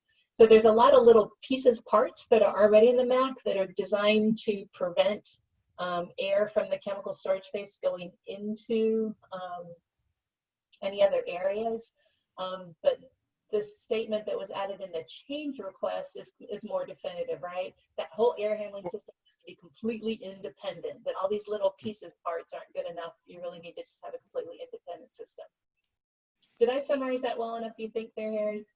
Yeah, I mean, basically, at first we were talking about taking this out completely.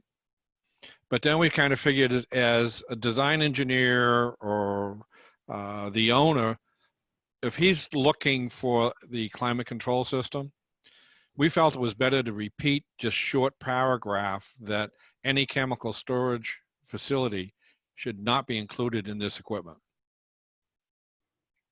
And now you've already got, like you just pointed out, in the remainder part of the code, now you're going into the detail of what the design is for that particular space. You understand what I'm trying to say? Is that if an engineer is just looking to design the pool room, we want to make sure he realizes he can't include the chemical storage room. Yeah, I don't know as far as cost is involved to have a completely independent system versus just having an exhaust fan so you have negative pressure in the chemical room. But what's going to control the temperature in there?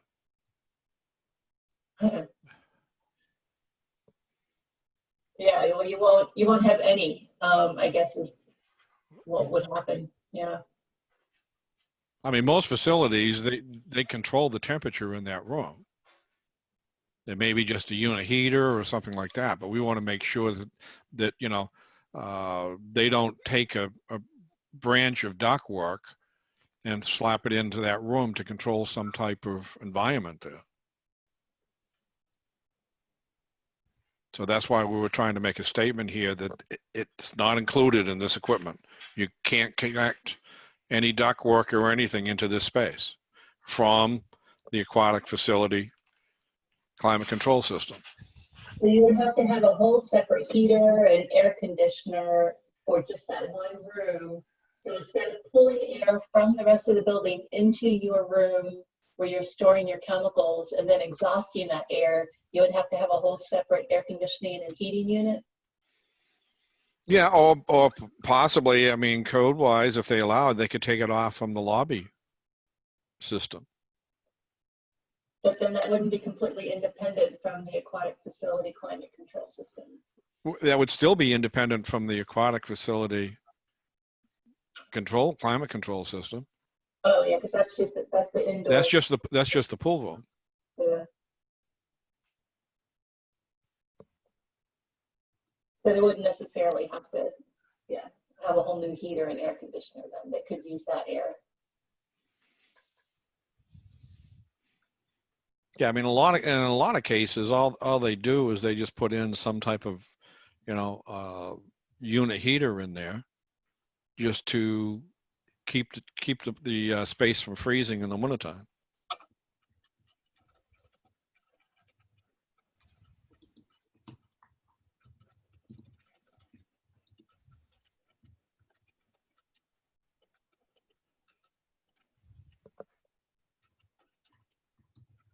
This is Amanda. I just want to point out that air handling system is defined in the MAC. As you can see, it's in all caps above. So I don't know if the intent was to reference that specific definition with the added text. I'm sorry, can you say that again, Amanda? So air handling system is defined in the MAC. So it looks like the proposed text doesn't, I just want to make sure that it should be in all caps and it's referencing the MAC definition of an air handling system. Oh, okay. I think it should. There's probably just an oversight, but I just want to make sure. This should be all caps. Shoot, my formatting. Thanks. Okay, any other comments then from everybody?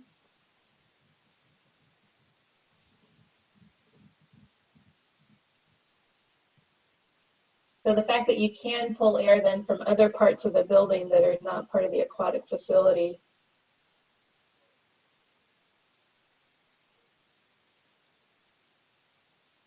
Oh, can we add the word indoor here then? Because there, you remember how there was such a difference between aquatic facility definition and the indoor aquatic facility definition.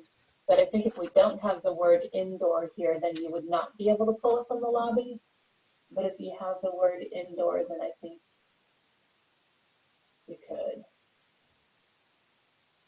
Does that make sense to you guys? Mm-hmm. You guys all getting burnt out?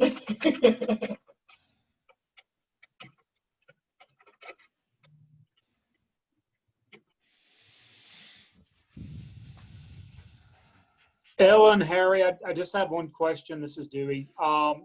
Do we need to move these remaining CRs to maybe a secondary discussion to have some of the language tweaked before we bring them back to the TRC? Well, that's what I was hoping that we could get done before this meeting when I was working with Harry and Ralph on this, but there are things that I didn't even think of, right, as we were going through them. Okay. Yeah, so yeah, I would love that my knowledge level would have been better to where I could have asked the better questions so that we could have handled these issues offline, but I would need some help doing this. Because if it's just me and Harry and Ralph, I've already asked my questions and it wasn't enough. Well, let's do this, Ellen. Send an email out to the TRC asking for individuals to assist, and then we can set up a separate call. This would not be recorded. In this case, we're functioning as an improvement group to help get some of this language clarified to where we can represent the remaining CRs with its refined final form for discussion. I think that is a great idea. Yeah. Yeah, because it's there's so many issues involved with the exact wording that I think it would behoove us to be really careful and make sure we get it right. Yeah, and we're only about halfway through these CRs. Mm-hmm. And I want to apologize for not being more attentive to creating an opportunity for some TRC members and the IAQ ad hoc to work this out before this call. Yeah, we got some of it worked out, but yeah, obviously we didn't get it all. So Ellen, if you'll loop in some of the TRC members and see if they'll participate, and then loop in the IAQ ad hoc group, and then copy me, we'll get a Zoom call set up just for the purpose of refining the remaining CRs to be represented. That sounds perfect. Is anybody on the call now want to volunteer?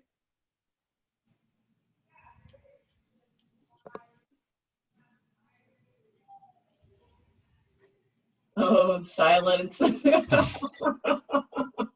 Yes, it is going to be painful, and yes, it's going to take a lot of time, but I really need some help from you guys. Hey, this is Jody. I'll volunteer. Thank you, Jody. And I'll still send an email out, but at least we've got Jody, thank you. And then hopefully maybe somebody else will decide that they want to help out. Yeah, part of the problem too was we didn't get the TSC comments until late, and then they were buried in my inbox for a week. And so I apologize to Harry and to Ralph, because we would have had another week to work on it, but I just didn't have the time. Was somebody going to make a comment and I interrupted you?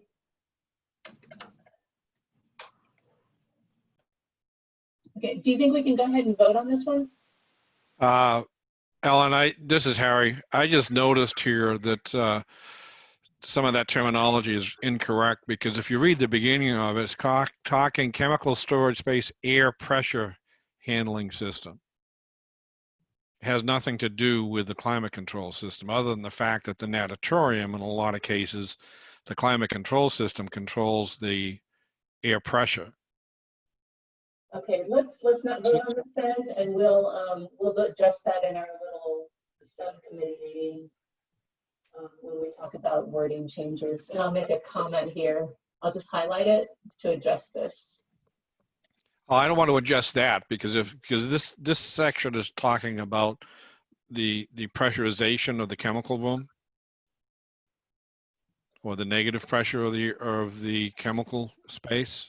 Okay, can you remember then what we need to address in our because we're already out of time.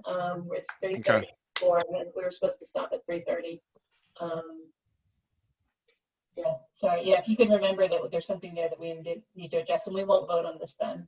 And it'll be on our list of things to edit.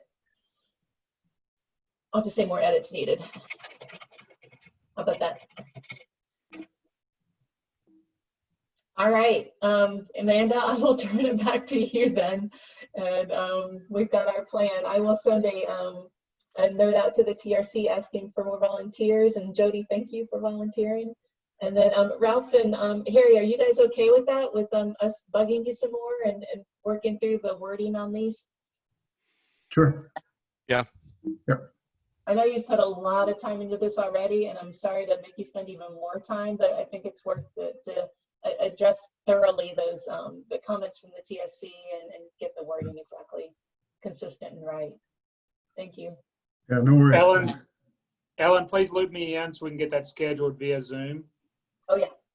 Well. But before I turn it over to Amanda, just two reminders for the TRC. One is don't forget to get your votes in for the current email agenda.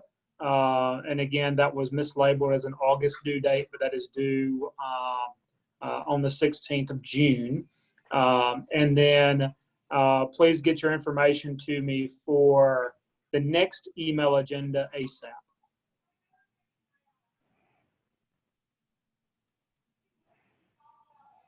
Okay, thanks everyone for staying over, and I'll talk to you, Ellen and Dewey, about when we would want to schedule to revisit the remainder. We want to give you guys some time to get your Zoom meeting in and everything. So we'll probably move it, closer to the end of the agenda. So thanks everyone for staying late. Thank you to Ralph and Harry for helping out and giving us an overview. And we'll talk to everyone. Our next regular call is next Monday at 1 p.m. Eastern. Thanks everyone. Thank you. Okay. Thank you guys. Take care. Bye, everybody.